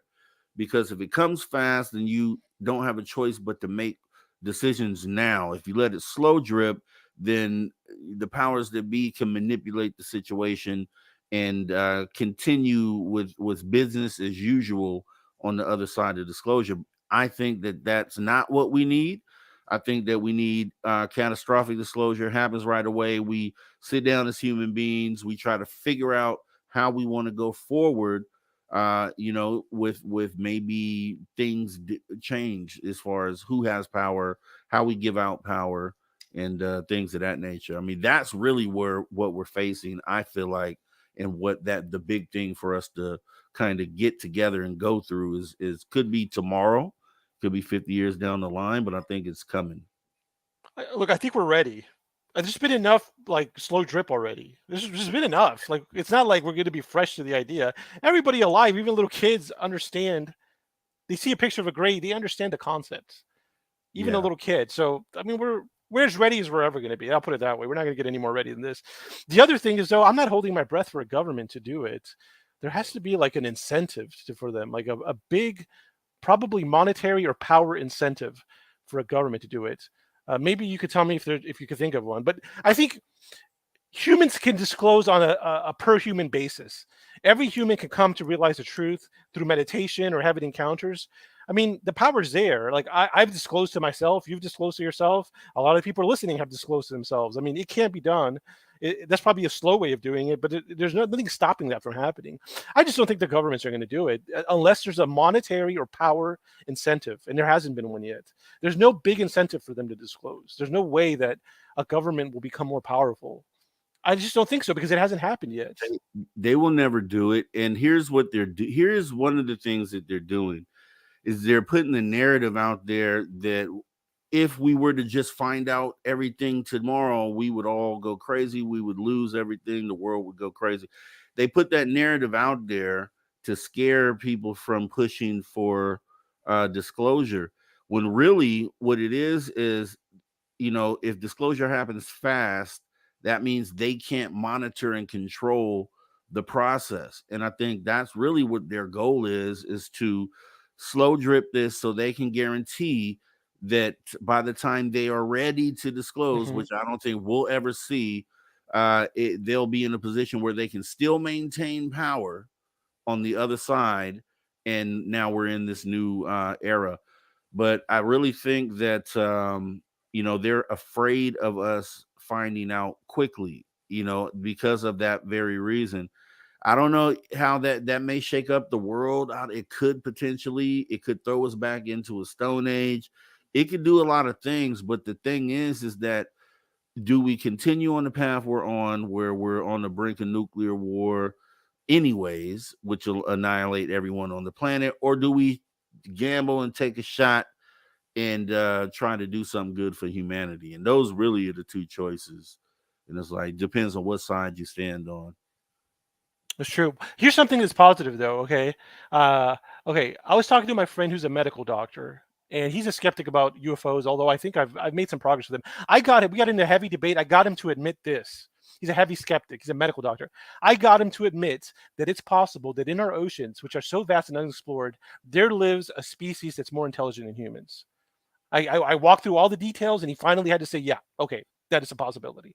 Because, nobody ever goes in the ocean. It's 80% of anyway, there's all these reasons why. But I was talking to him, and he said something that it was like a big moment for me. Like, it opened my eyes, and it was kind of comforting. He basically said, nothing can hide from the scientific method forever. Okay. And I think that's true. I think science is basically just a tool.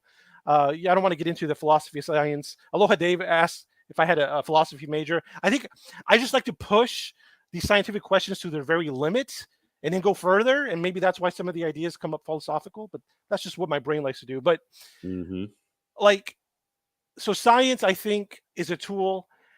it's just like a hammer. The way science works as a tool is it answers questions. It's almost like a genie. It's kind of magical. You know how the Aladdin's genie, it had the power to answer any 3 wishes. Well, science gives you the power to answer any question. So you ask it a question and you do the ritual, the magical ritual of science, you will get the answer. Maybe you don't like the answer, but you will get the answer. If you ask science, how do I make $1 million? How do I get out of jail faster? How do I make this plane more fuel efficient? Whatever question you have, if you follow science, you'll get the answer. It's a very powerful tool. So the question is out there, is the paranormal real? So I don't think the paranormal will ever be able to hide from it. So eventually we will find out the truth. When that happens, I think what we think of the paranormal now will become commonplace.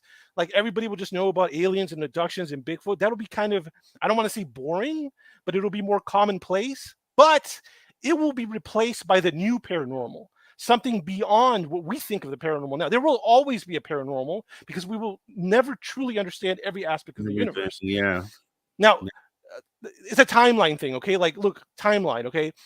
If you look at how long the most powerful country in the world, which is maybe the United States, has been studying UFOs, it's only like it's less than 100 years. I'll put it that way. That's not a long time, dude. That's not a long time. So give it I don't know how much longer, another 100 years. I mean, I'm saying eventually everybody will know the truth. Nothing can hide from the scientific method forever. I do think that's true. Yeah, it just depends on whose pockets those scientists are in. Because when it comes down to scientists that are funded, then if those funds dry up, then all of a sudden their research is shut down as well. So they're kind of biased in their opinion. Sometimes you find out. And the thing that I have with science is I think science is needed and it's a great thing and it should definitely be there. It's answered a lot of questions that we've had so far. But then at the same time, science is rewritten or readjusted every 20 to 30 years. So what something that we believe to be true today, they say, oh, wait, we were mistaken. It's actually something else. So 30 years later, now they've written it up. We grew up with Pluto as a planet. Now it's not a planet. Along with the other laundry list of things, even going up to, like I said, James Webb Telescope, showing us things that we didn't even realize were there. Now thought processes have to be rearranged. I mean, so it's a cool thing. It's like an educated guess sort of thing. And I like that part of it. But I don't think that it answers the real questions, right? I think where that comes in is us talking to other experiencers. Like we do that here a lot.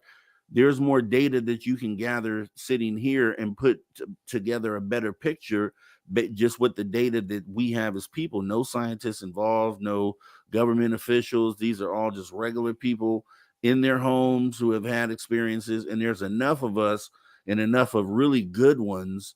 I always point to Ariel School. Like if there were like 3 that should seal the deal of what we're dealing with, it's going to be an Ariel School. It's going to be the Westall School. It's going to be the Phoenix Lights. Watch the UFOs over DC, Roswell. There's ones where you can really take it to the bank and say, these things happen. This is real. This is what we have. Because everything else is just a distraction. Like if you can't take that data and then with an open mind approach that and come to a conclusion that at least says this is plausible, then I don't think, anything else is going to work, because that means you're suppressing legitimate data that we have as citizens. You know what I mean? And no, it's true. That's the problem that I have with this right now. Well, yeah, like touching on some things you said, like number one, what's interesting about science is like something I learned about science, and a lot of scientists have a hard time understanding this, but it's one of the most important aspects of science. Basically, science says that it is self-correcting. So it's possible that if you have enough evidence, everything we thought we knew about the universe is actually wrong. And that's part of science. Like, so every thought we have, if we have enough evidence, then it's possible it's wrong. And you have to accept that. And a lot of scientists are like stubborn. They're like, no, it won't change that drastically. Yeah, things change, but it's just a little bit, because they want to keep the world the way it is. But Science says that anything we think of as true with enough evidence can change. And that's a big aspect of science. The other reason why there is a roadblock in science breaking through the paranormal is how the system is set up against scientists figuring out about the paranormal. So, like, I believe that scientific projects are expensive, like I said. Okay, it's like making a movie. You know, a project may cost you $30 million. It may cost you $100 million. It may take you 6 months. A research project may take you 10 years. So in order to make breakthroughs in the paranormal, it's going to take a big investment. Okay, who is doing research right now? The government, private companies are doing research. Probably some individuals who are wealthy, they're independently doing research. Those three groups have probably made a lot of breakthroughs. But here's the thing. They don't have any obligation to share their information. There's no incentive to share it. They spend all this money. You just spend all this money on this amazing discovery. Why would you want to share that? Like, it belongs to whoever came up with it. Whoever puts in the work in science, the data belongs to them. Now, there's only one group of scientists in the world that have an incentive to share that information. That's scientists like me. So I'm a research scientist right now. So I work for like a university. Well, I'm not currently working with a university. Let me back that up. So sometimes I work with universities and research organizations, which are not companies and they're not governmental. Okay.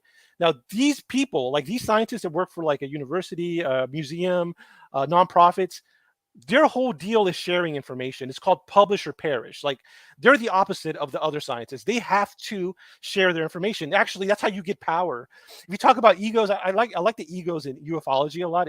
To me, it's so funny. It's very silly. I would never have an ego in ufology, but I understand egos because egos happen in science. But I understand how egos work in science. Like, scientists have big egos, but the system is very clearly defined. The reason why you have a big ego and people respect your ego in science is because you've published all these big research studies.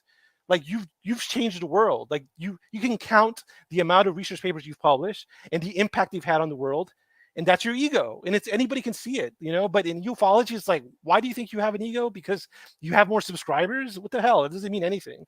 Anyway. Yeah. Anyway, scientists, like those private scientists, they love publishing their research. Is what I'm saying. It feeds their ego. But here's a problem. This is why paranormal research never gets done. Okay, where does that money come from for those those public researchers?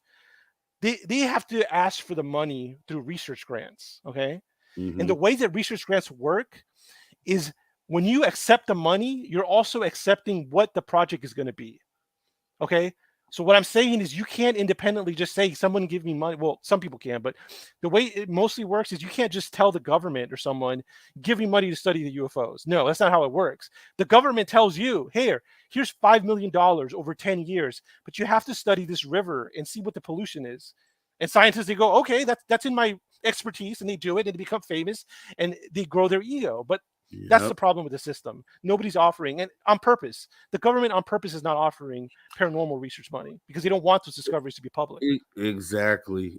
Why allow scientists to be tools of the people and do the deeds of the people? Yeah, that would be insane for them to allow scientists to take on some of the things that we're asking them to do. And that's why it's good, like you said, like yourself, and then I know other people who are doing like boots on the ground research, putting together their own funding, and any data that they do capture, they let the public vet it. They just leave it out for the public to vet, and that's how it should be. That's how we're gonna win. It's gonna be on this team. It's gonna be the scientists and people that are within the human and have humanity is their number one focus. But there's a line there, obviously, and there's people that are on that side, and that's the government powers to be. And unfortunately, the line, and we're on the other side. And it's sad to say, because you would hope that you, in a country like America, which is supposed to be this great country, the freest country, that you'd be in a situation where the country would do good by its citizens. And even in the best case scenario, we see that as not being the case, and even worse at times. So it just, it's what side are you on, unfortunately. And recently, the government has really drawn that line really thick in the sand, saying, hey, we're on this side, you guys are on that side, and that's just the way that it is. And I think that's sad because I think that's not too far from losing a democracy and ending up in some, dictatorship at some point, because that you're almost there. If they can tell you, don't ask me any more questions and don't ask about where your money is going and not care and say it in public, then you're not too far from some really bad situations. So, and that's kind of how I see it right now. And it's sad. And that's on the disclosure piece of that. It just makes you wonder how close a country would be to flipping that switch on their citizens. And I'm actually going to do a show about that because I think it's really important. Yes, and we did have a question I wanted to get to from Carl, because he asked about what you were talking about earlier, when you were talking about giving the analogy of turning on the lights. So he says, what does the guest propose we do to get the military industrial complex to turn on the lights so we can see the walls? Wow, that's a really good question, and that would be great as well. Let's see. So I think the root of this question is, what can we do to get disclosure from the government? Okay, I really want to sit on that one because my first instinct is it's impossible, but I don't want to leave it there because that's depressing and that can't be true. But I'm just saying, I'm just stream of consciousness. I'm thinking that's like a fish, a salmon in the river, trying to get people to stop fishing for it. Like, what can a salmon possibly do? What incentive does the salmon have? What power does it have? Because, like I said, the military-industrial complex is it's like an entity. I saw in the comments someone says that science sounds like an entity because I was explaining it like a genie that grants you wishes. Well, the military-industrial complex, it's a huge organism. It's a huge entity, and it runs on power and money. So that's what it likes. Okay, so I guess we would have to use the power. We have to use power and money. But do we have power and money? I don't know.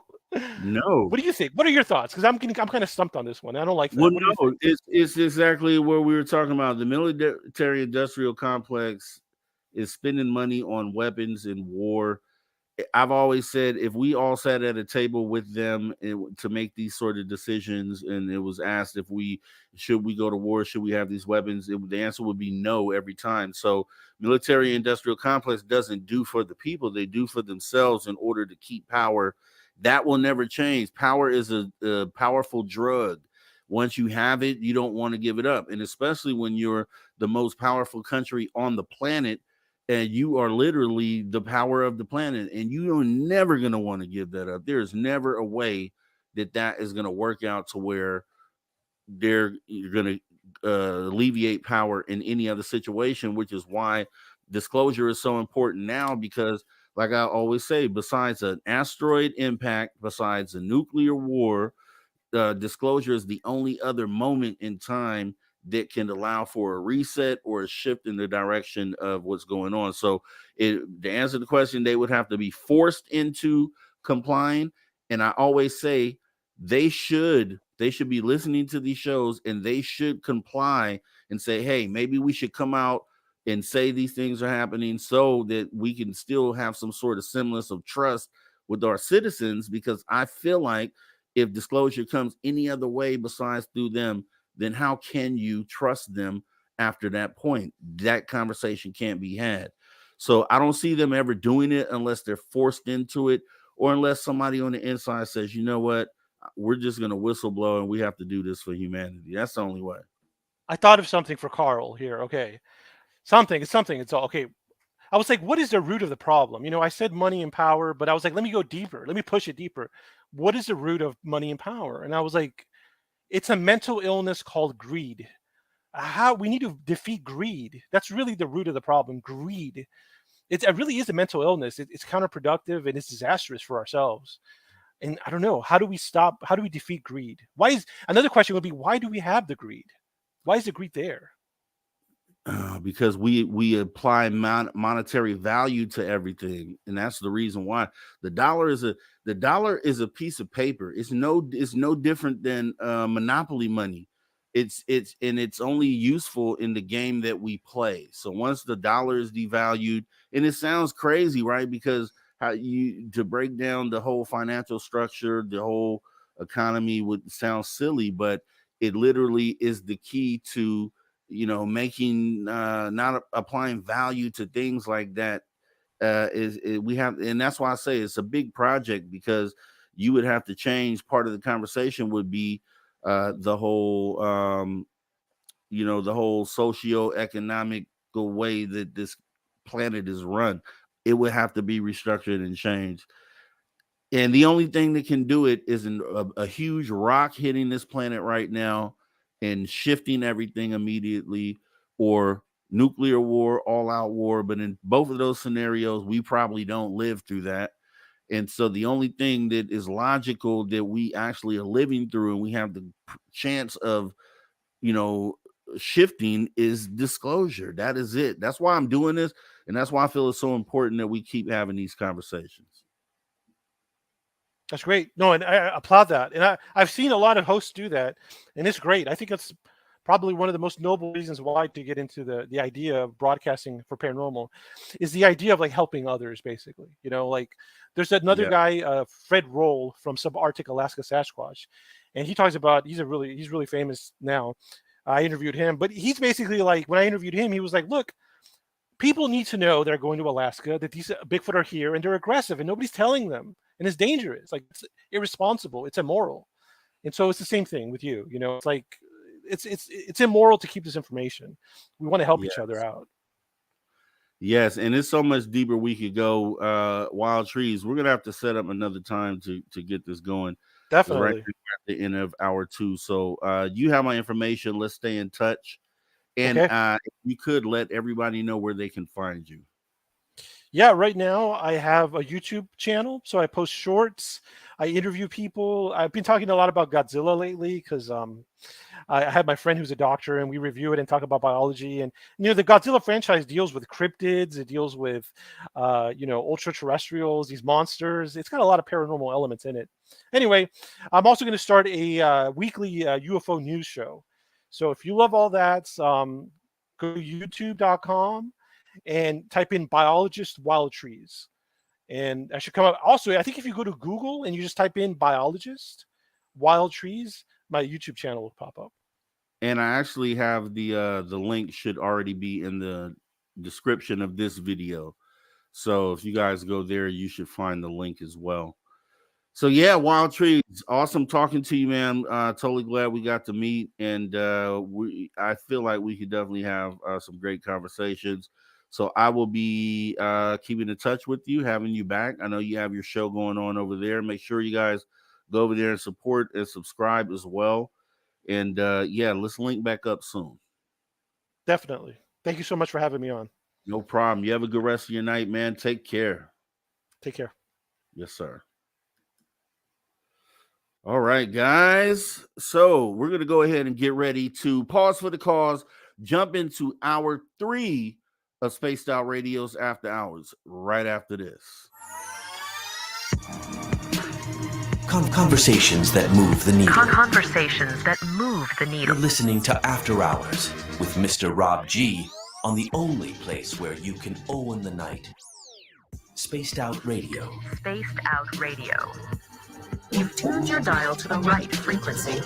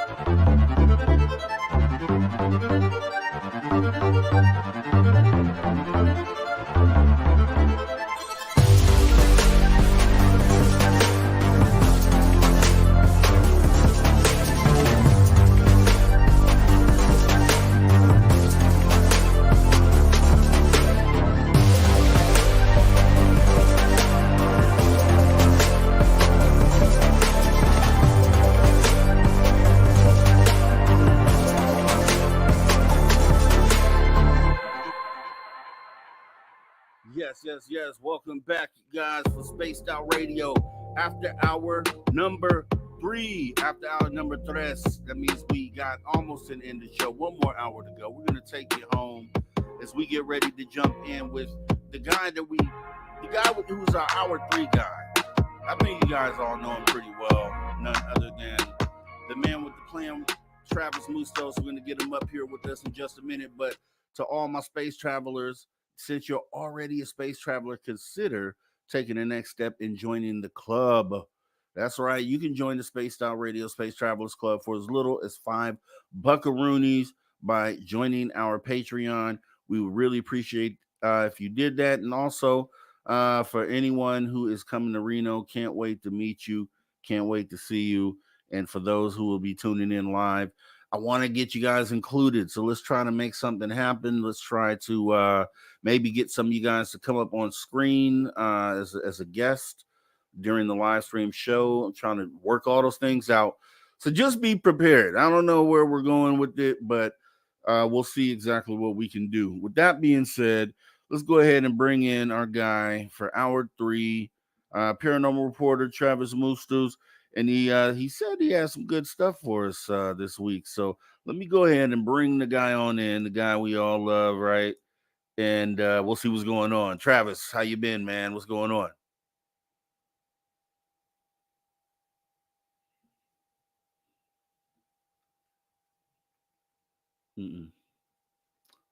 Nope, can't hear.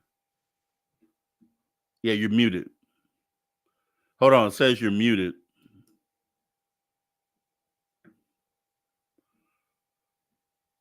You're back up, but I can't hear you. Nope. Nope. That's all right. We're going. Yeah. Hey, yeah, we hear it now. Okay. Yeah. Hello, everybody. Greetings. Nonce. All right. Travis. So I talked to you earlier in the week. I know you said you had some explosive stuff for us this week. You got the new book. I know that, right? So what else do you got going on? I just said I was just gonna bring the best show I could bring. As usual. Yeah, the new book, I've been working on it. It's nearing the end here. Like this is the final one that's gonna kind of wrap up this Mars Bug War series, and I've been getting tons of great reviews about it, and I'm happy that I'm happy to hear it, and the people that have reached out back to me about it and had good things to say, and but yeah, it's been the times that I've had under the stars have been peaceful, and the days have been like I said, spring is a beautiful time, and all the plants are starting to renew again, and all the leaves are coming back, and yeah, so it's like I said, this time has been an excellent one to be enjoyed at this moment. Definitely. We have a lot of crazy stuff. So we were talking earlier today about and I just want to clear this one thing up because I was like, Travis will be here later, so I'll ask him. Have you heard, or would there ever be a scenario where you'd have potentially like any tribes out there that may be, I don't want to say portraying because I don't think that's really what it would be. But so we have someone who said that there had been people who had seen potentially something dressed up like Bigfoot, and maybe alluding to maybe it's Native Americans that would have done that. With the stories and the lore and the folklore, I felt like that maybe that it wouldn't be a thing, that there would ever be a situation where you'd have a native portraying a hoax, I guess. Is there a situation where maybe there's ceremonial garb or dress that might be worn that could be mistaken for something like that? All right. So yeah, there are traditional like I should say, just like how a lot of the powwow dances, they all have their stories to them, right? Like all the different kind of dancers, right? The chicken dancers, the traditional dancers, the grass dancers, the jingle dress dancers. They all have a story, and they all have a part to play within that. The powwow ceremony in itself, right? But like sometimes during those ceremonies, there will be interesting traditional ones that take place, like horse dances and such as like and other ones that are telling tales like eagle dances. Like so, like you hear a lot of like the beautiful sounds and stuff of the eagles in those dances, and yeah, it's very interesting, and but there's a very, very, very ancient one that most people don't know about, which isn't really. Hold on, give me a second. I gotta take care of that. Yeah, because it's interesting question. I wish Travis was there in the moment to be able to kind of respond to it, because I don't know if I rephrased it right, but so like the one I was talking about was it's the figure, the creature I don't want to talk about. When they do this dance, it's usually it's done like there's a lot of like shamans, like the shaman himself will do it, right, to show and portray the being, and usually the being is like, dressed up in like animal guts and things like that. And he's dancing around and moving around and telling the story, right? And the warriors and dance around too, right? Dance around and fight it and stuff. But let me just say that like the natives, though, we don't play around like that. Like we won't go out in the woods and go do that kind of thing, because it's kind of like a forbidden thing. It could get very dangerous out here, right? Like a lot of hunters and people out here with firearms and things, and even hunting, we're very careful. Like we always wear all the proper gear, and we make sure, like and we let people know where we're at and stuff, and or where we are, or even like where we're gonna go, or things like. Yeah, and I felt that, Travis, and that's why I said I was wanted to say that to ask you, because I figured that probably would be the case. Like, if you happen to be in the woods maybe and you come across a ceremony where that was taking place, then maybe you could perceive that if you didn't look closer as being potentially what was described. But yeah, I figure for the most part, because even with those, there are certain beings that natives won't even mention the name or say the name. So I figure if it's that serious on that level, then probably the other stuff probably wouldn't happen. And like a lot of times too, at the powwows, there'll be these, there'll be the medicine teepees, right? So a lot of those, well, I should say the people, the pipe carriers and stuff, the bundle carriers, they'll get the messages if those dances are to take place. So like say like the horse ceremony or horse dance ceremony or anything like that, like those, and then those things will take place or whatever, right? It's not like every powwow they'll have them happening. Like, you get what I mean? Like it's very rare. Or like say the bear dance too, another one. Like there's all these different ones. So, but yeah. Yeah. So thanks for clearing that up. Just wanted to make sure that was tackled during the show. Yeah. So outside of that, so have you seen any or heard anything, going on out there in the cryptid world? Anything that let's talk about. If you don't have something already, like the what do you call those things? Not the puckwudgie things, but we were talking about fairies, I believe. I don't remember who I was interviewing, and I wanted to know more information about the fairies and if the fairies were any relation to the little people that you talk about a lot. The fairies and like these beings, very like we're considering them. We consider them like the forest spirits, right? Like we'll get messages from them, or they'll come in and like I said, they'll perform like healings, or they'll show us where certain herbs or things are located, like in the woods, or where they've grown, to be found, things like that. But like I said, they are considered like the forest beings, forest spirits, and they're more on the positive side. Like they're not really like a terrifying thing. Like they're more or less kind of like guardians and guides, I should say. And for there's a lot of people that say like there's a lot of tales like where the fairies take people and stuff like that. But that, like, for us, the little people are the ones that have taken people to their realm or have brought them to the inner earth, and they just manage to live amongst the societies out there. And to them, when they're in those societies or in those places, they spend a year there. And, you come back and maybe 20 years has gone by. You know what I mean? So they just stay there. Like they'll just stay there because the time's just in that energy field is such a high frequency, so it moves a lot faster. And yeah. So there's that to consider.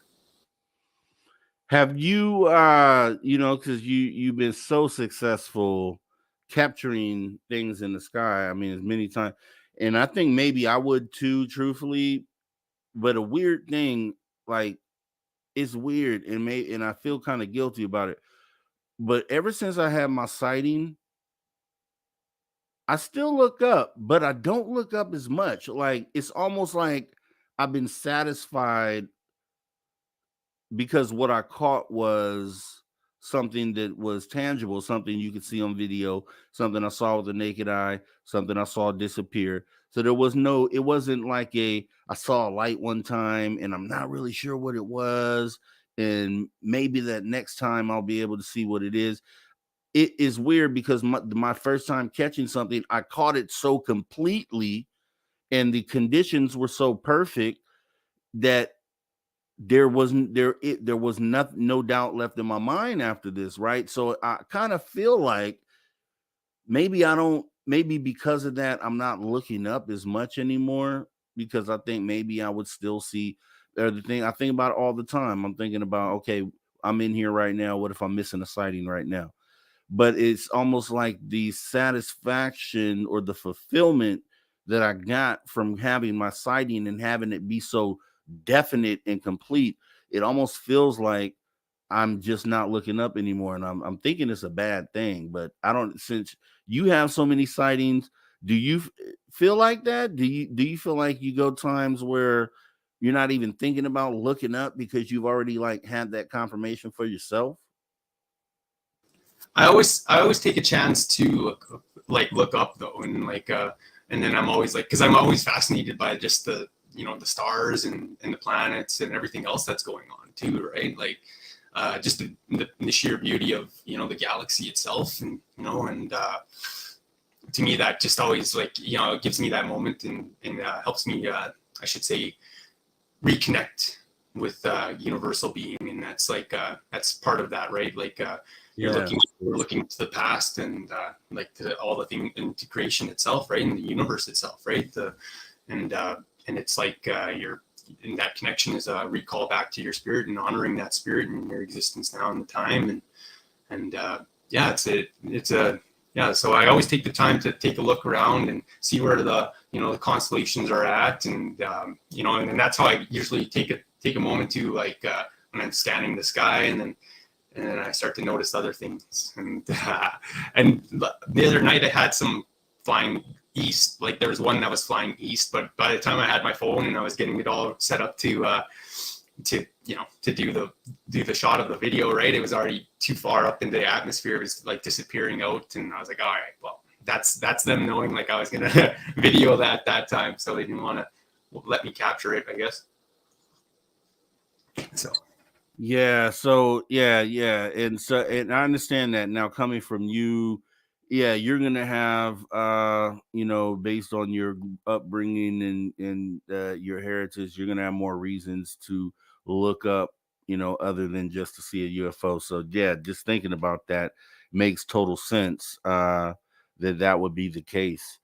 Maybe I'm asking the wrong person on that, because you would normally naturally look up to the sky. It's just I don't know, and maybe I'll ask you guys out there, anybody out there, because it's weird, because it feels like I'm talking about this all the time. I'm pushing for disclosure all the time. I want people to capture data, and I want people to have their own experiences and see things so they can have their confirmation moment and understand, see the awe that you're in when you have one of these.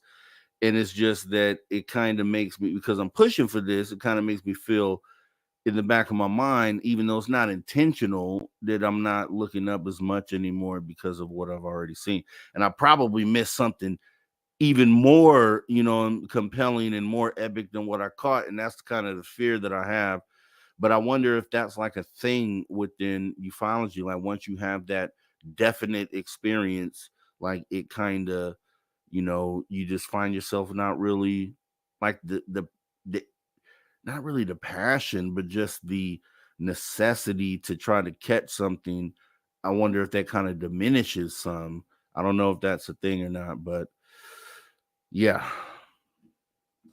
I've had some people that kind of are well, I'm starting, now that I've seen the one, now I'm always seeing them now. You know what I mean? It's kind of funny. It's some people have returned back to me saying that, right? Oh, now I'm seeing, I seen one in the early morning, and it just lit up like a flare, and it looked really beautiful, and then it just disappeared. It was gone, but it was broad daylight, the sun was rising, and it was in the sky. I was like, oh, you should have videoed it, but they weren't sure what they were looking at first, right? You know what I mean? But so there's been a few of those spotted around lately. If you want to talk a little bit about that, or if it could be, I classify that could be one of the sky spirits, or one of the Kokosa Kaskikis, and if anything, it could be that higher technology, that extra level of dimensional reality that they're able to slip into, right, through that light, and just, or if it's blasting off into space, right? That's the other part. That's pretty cool.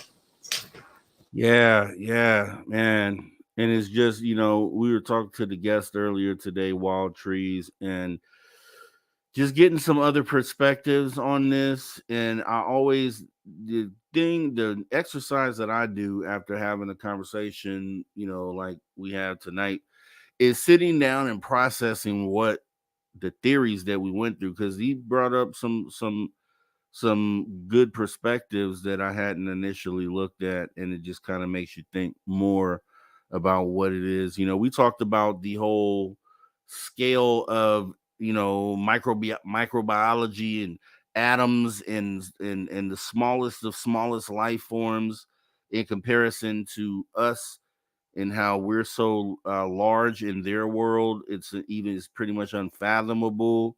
They probably aren't even aware of our totality. And then taking that same aspect and then looking at it like, we look out into the cosmos and we feel just as small as that microorganism when it comes to the whole scale of everything that's out there. And then the question on maybe, are we insignificant really on the grand scale, even though we know we're special within us? But on the grand scale, those people that are on the far end of this, do they look at us like, oh, you're just a microorganism? We're kind of, you're not really that important. You're just a microorganism. Well, yeah, the perspective has always been for us is that it's all connected, even to the far reaches out there, and even for them, it'd be still part of that connection too.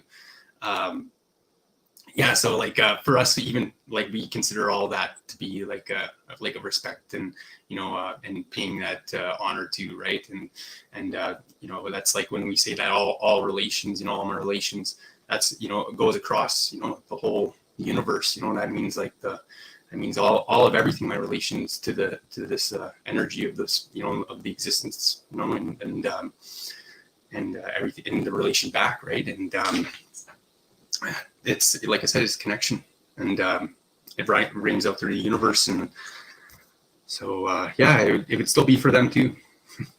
It's going to be interesting for me to see. And one thing I didn't bring up with the guests that I wanted to because I've thought about all these things, and so when you think about that scale, and the thing that had me questioning if we were in the same situation as some sort of microorganism on the grand scale was the fact that space is being infinite. And I've talked about that before, because that's something we can't wrap our mind around. As far as we understand, it's infinite. But what if it isn't infinite? What if there is an end to it? It's just so on the larger scale that we're unable to even fathom what the end is, or what we're perceiving as distance to the end of whatever space is. And it's like, so if we're looking at the microorganism aspect and using that analogy, then does that mean that space is not infinite then? And at some point down the line, we'll find out that we're within some sort of ecosystem, which could be something comparable to like a human body, which is one thing I like to point to, because you have all these processes and things that go on within your body. You have all these cells and microorganisms that are traveling throughout your body. Some of them live in your hand, and some of them live on your face, and some of them, they're all over the place. So is that in fact a small scale example of what a universe is? You know what I mean? Like, is this totality of what we're looking at? Are we literally potentially on the inside of some living thing? As it's just wild. It can get wild, and I'm not saying that that's what it is. It's just a thought that I have, because when you start to talk about space being infinite, and then that's the period. Space is infinite, period. It's like, well, okay, when you start talking about it and we start applying it to other theories and scenarios, then the question comes to, at one point during that talk, if we in fact are like inside of some larger thing that we don't understand. What do you think about? Have you ever thought about that, or what do you even think about that? Oh yeah, definitely. Especially with spirituality, and like how so it's like our universe, our primordial universe, and its existence, and then we're surrounded by this astral void that is balanced by these two other higher and lower dimensional realms, and like how our spirit is, once we're in that, we could see all the different versions of this primordial universe, and pick out exactly what times and things like that, and see all these different parts of the existence, right? And that's that other level, and so for me, that's one thing that I've always considered. And then like what you're saying is like the how it just keeps like there's layers to it, and that's always been a thing that I've looked at through the teachings, and they always said that the universe was webbed by a spider, and I was like, okay, it's like, when we look at a spider web, that is like looking at the universe is all connected together, and that made sense to me. I was like, okay, and it is kind of like that, it is all kind of like webbed together, and throughout the space and existence and all the different universes and galaxies that exist, and hundreds and thousands of galaxies that exist in each universe out there is, it's definitely happening all around. I would love to know. I mean, I would love, and I know we'll never. These are the answers to these sorts of questions. I know we'll never find out in our lifetime. But it's like, like it. But saying that, okay, we'll never find out in our lifetime, because it seems like if we left it to our own devices to discover and explore and uncover answers as we go, then it'd probably take us 100,000 years of being spacefaring to probably get the answer to that. But then it makes me wonder, then, you know what I mean? Because it is obviously something that shouldn't be answerable within our lifetime. But when you look at being on the cusp of disclosure, does that change things? Because the moment that we're able to interact with these things, then that means we get to ask questions. And then, we're going to have a top list of questions, and some of these are going to be on the list, even this, what we're talking about now. So it's theoretically, if they have the answers to these things, we could have the answers within our lifetime. So it's like, it's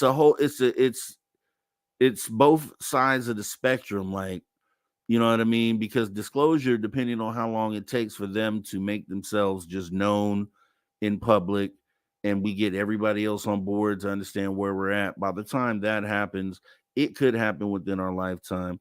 But if we leave it up to our own devices, then it'll be another 150,000 years before we're able to answer these sorts of questions. But it's just interesting because we're in a moment where the reality, and we'll just use quotes for that, the reality is it'll probably take us that long to get there to get the answer. But theoretically, we could wake up tomorrow and be in a disclosure moment where we start getting the answers immediately. So it's weird because they're just so opposite ends of the spectrum when it comes to some a question that's that important. Yeah, there will be some, like I said, there has to be like a few events that will happen for us. Like I said, we'll discover some more evidence of things out there in the far reaches of the galaxies, and that will bring up the questions about our existence and where we play a part in all this in the universes, and how we're going to go about that in the future. And like I said, a few other events that will happen in terms of just like our evolution as humanity on this planet. And but I have high hope for that, and that's like I said, it's all necessary part of it, because then after we do all those, and like I said, most of the aliens and things, and that'll all become part of our day-to-day life, and like part of that technology and that accelerated level of advancement. When we make those connections and exchanges with the ETs out there, like I said, they have a few things waiting for us, right? And it's just a matter of time. Yeah. So it might be within our lifetime.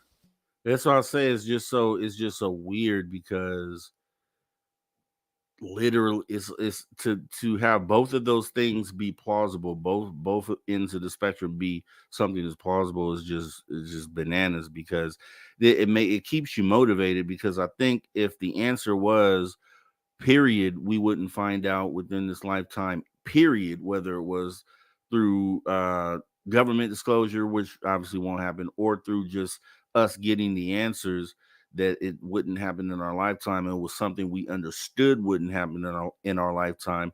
I wonder, would the fight be as strong as it is? And it's like, you could have missed the boat, like somebody who was born, and even people within ufology, who rest in peace, like Stanton Freeman and some of the ones that have passed recently who had done this their whole lives trying to get to that point, and they got close, but it didn't happen within their lifetime.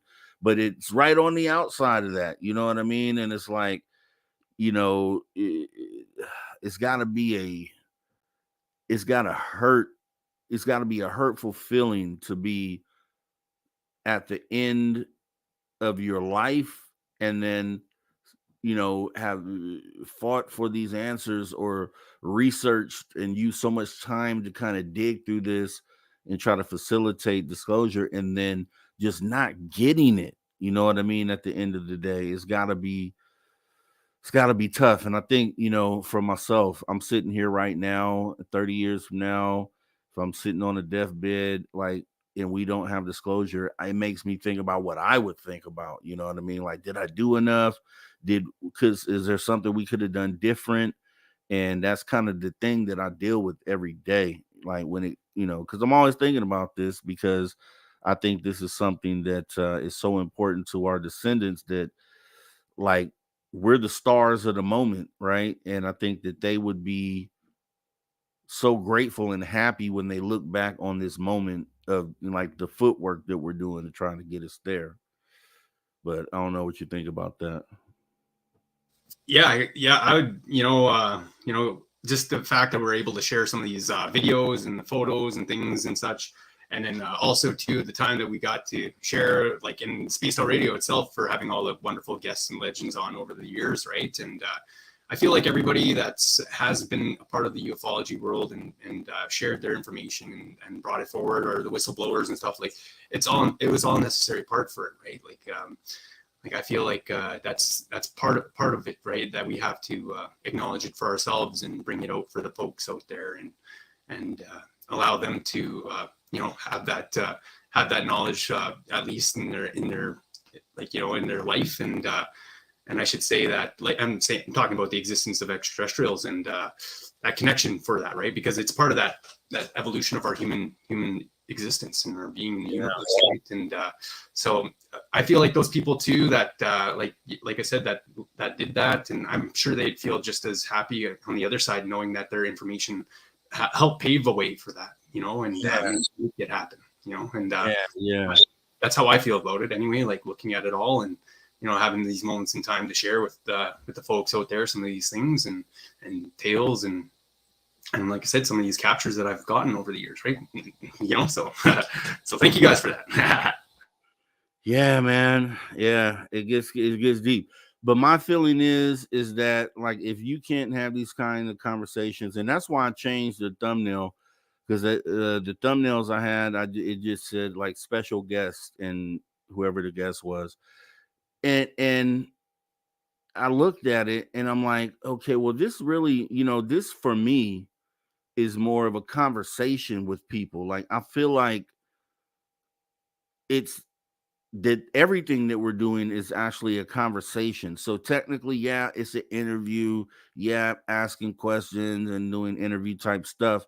But the investment that I have into that conversation, into the interview, is more of a conversation and trying really to spitball and brainstorm through, the process. And I just feel like a lot of other, I really feel like on this subject, a lot of other, people in this field should be kind of not necessarily doing what I'm doing, but just being more emotionally invested in what's going on, because this should be something that kind of comes from your heart and kind of affects you on an emotional level because of how important the moment is, and how how important it, how lucky you are to be in the moment, to be able to do something about it,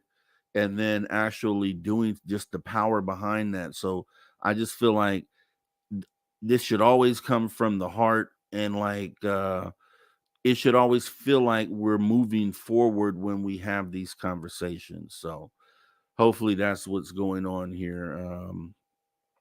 I don't know how you feel, Travis.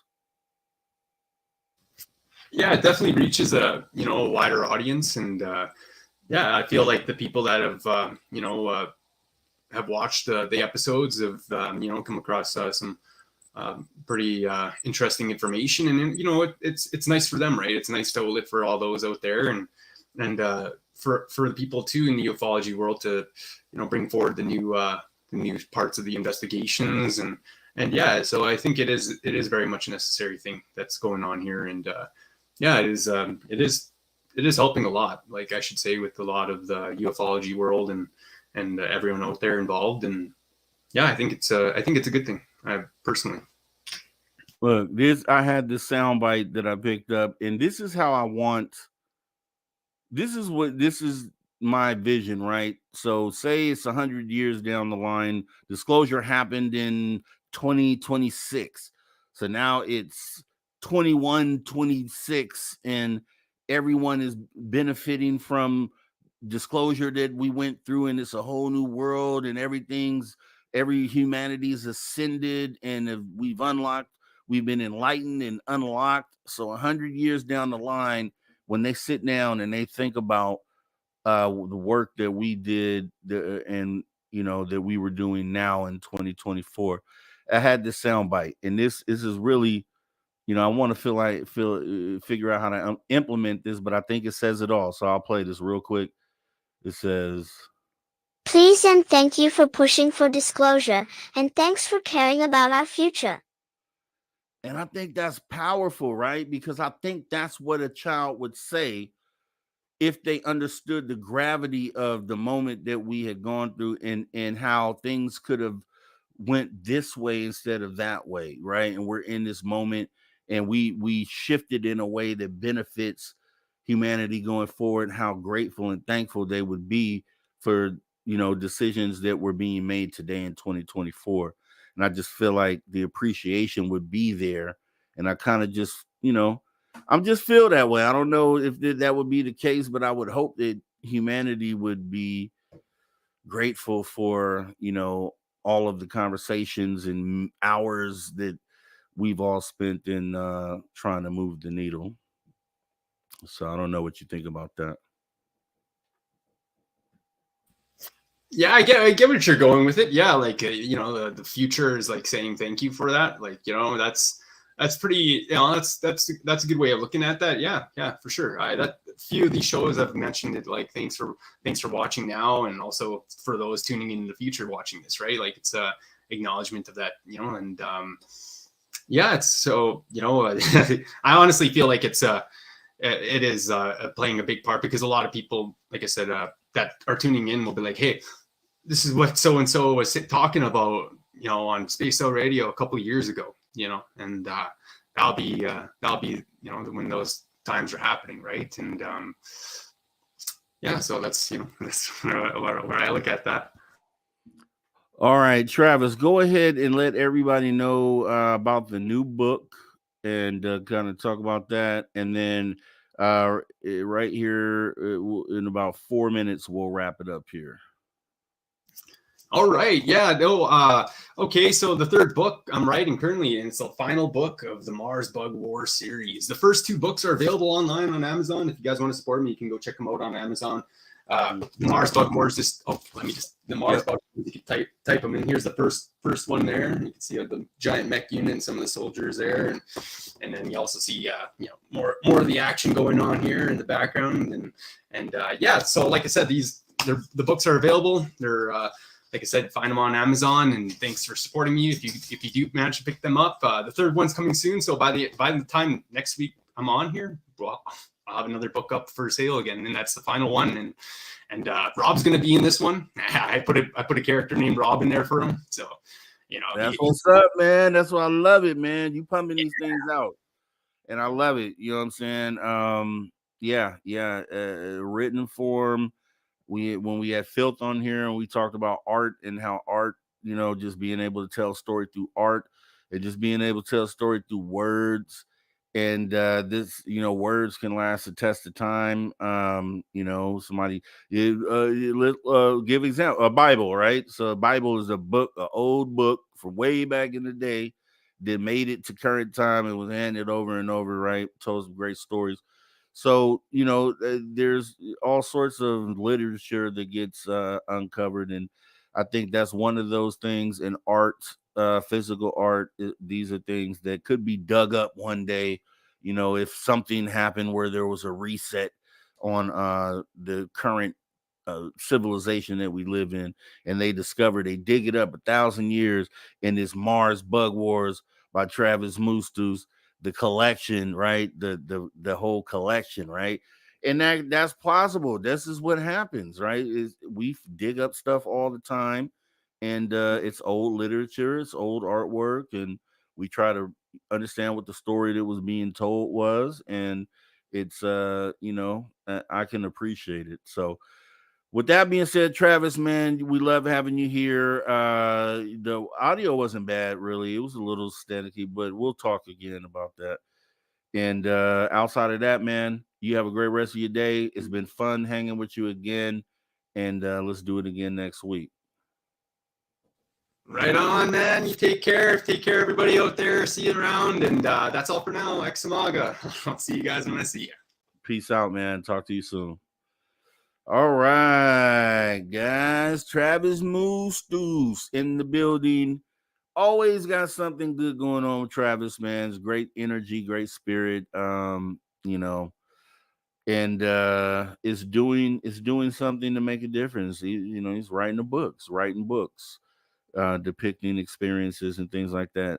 It's always appreciated. Anything that anyone can do to help the conversation and move the needle forward is needed and appreciated. You go travel across seas. We got overseas people in the audience. And you're in a room with someone that doesn't tune into this stuff. Maybe sit down and point them in the direction of a great conversation that we had, something that might open their eyes, or at least plant a seed for them to think about, and something that'll blossom later on down the line. That might be fun. Let me go ahead and go through the chat. We got 10 minutes here. Countdown 10 minutes, and let me just see what everybody's saying here. CS saying thanks, Rob and Travis. Thank you so much for coming in, CS, and we do appreciate it. Les Diaz says, is this show over?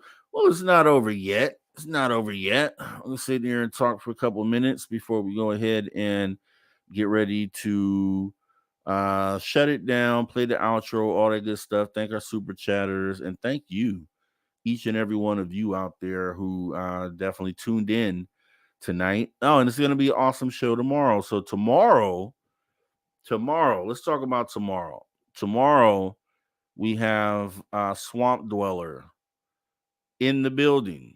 Swamp Dweller, the Swamp Dweller, is in the building tomorrow night. So you guys make sure that you are here, and it should be pretty awesome. As you know, Swamp Dweller was the person, I want to say it was before Steve Stockton, right?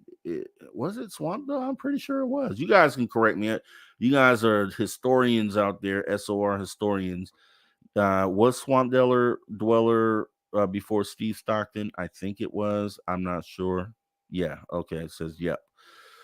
So yeah, that should be interesting. There should be some great stories there. I've always heard the names, always been interested in speaking to Swamp Dwellers. So that's going to be something that happens tomorrow. And then we'll have our 3 person, Jax.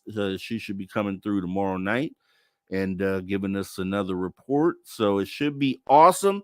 We should be ending the week off awesome. And then let me give you the itinerary for next week. That's actually what we could do here. So I know Monday, Tuesday, and Wednesday, Dave plans to do a live show.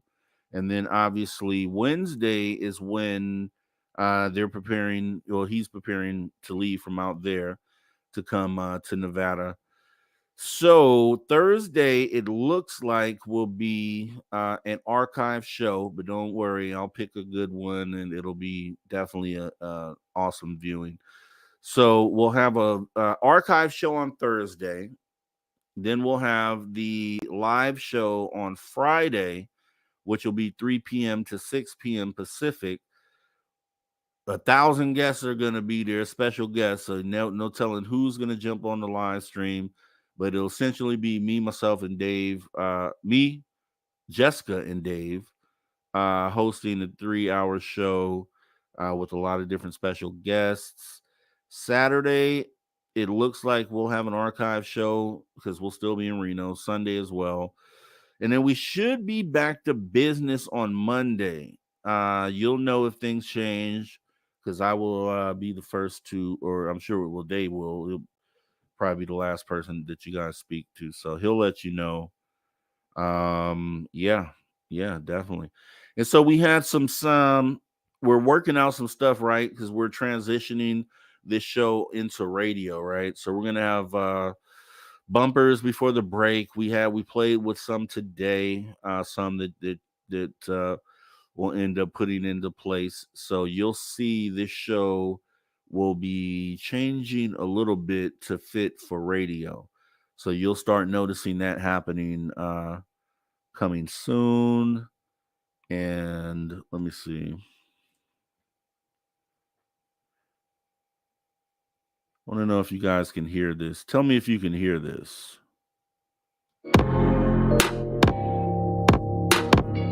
Conversations that move the needle. Conversations that move the needle. You're listening to After Hours with Mr. Rob G on the only place where you can own the night. Spaced Out Radio. Spaced Out Radio. You've tuned your dial to the right frequency. Okay, you guys were able to hear that just fine? Okay. Just wanted to make sure because when we were having those audio issues last week, some of these weren't working. So I'm glad to hear. Okay, great. I'm glad that you guys like it. So yeah, we're going radio. Obviously Dave's already radio. We were setting this show up for that. And so now we're gonna have it on a timed sort of program, the same as Dave's. So that may mean that we'll be doing extra breaks, which would be cool. It doesn't really bother me either way. Top of the hour is fine for me, but we may be doing essentially break wise at the 30-minute mark, at the hour mark for the 3 hours. So we'll see. We will see. So we got 5 minutes here. Let me go ahead and start looking into the super chatters. I know we had a few tonight. We had Black Dragon saying, let's party with bacon.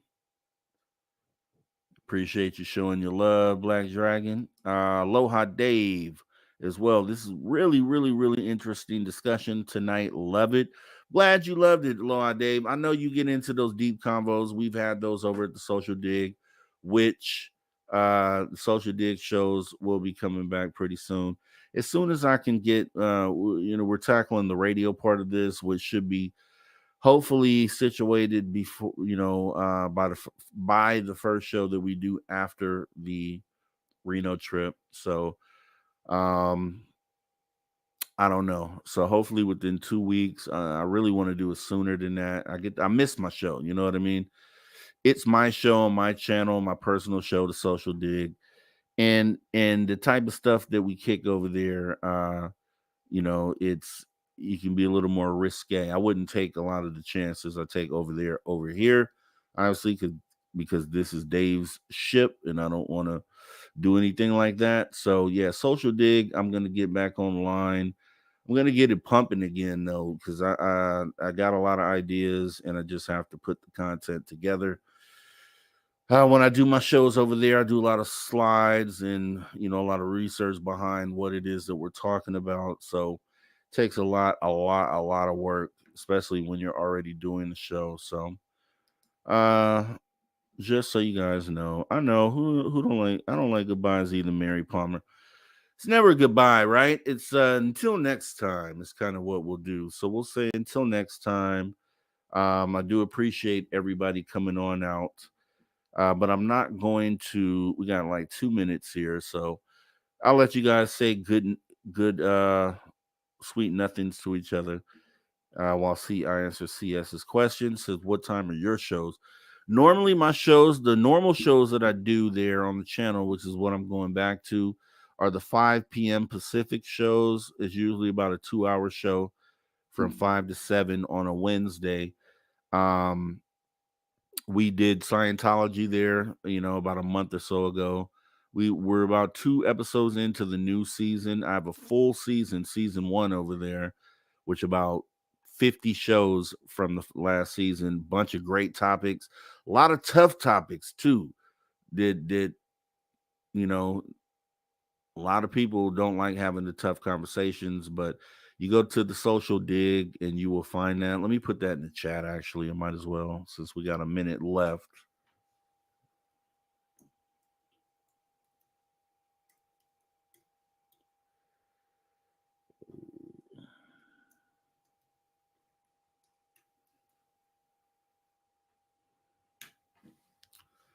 That is the link right there. So if you guys hadn't subscribed at this point, consider going over there, hitting the subscribe button. And I have archives over there as well. Some really good ones. Like I said, some really tough conversations. Capitalism. Does capitalism translate into spacefaring humans? I catalog my own sighting over there compared with other MUFON sightings. Top secret government, right? A lot of people think the government could never keep a secret like UFOs because of other examples. I did a show that kind of disproves that. So a lot of great stuff over there. YouTube.com/@MrRobG. Definitely make sure you guys take the time and go check that out. It's a different vibe than what we do here, but it's just as informative and great. A lot of you are already there, so I do appreciate you guys. With that being said, let's go ahead and get ready to wrap this thing up here as we are at the 11 o'clock hour. So I want to play the little last promo before we go to commercial. Outside of that, definitely appreciate you guys all coming in. Thanks for tuning your frequency to Spaced Out Radio, where we always do what we do best, and that is owning the night, and we will continue to do that. So until then, see you guys in a minute. Conversations that move the needle. Conversations that move the needle. You're listening to After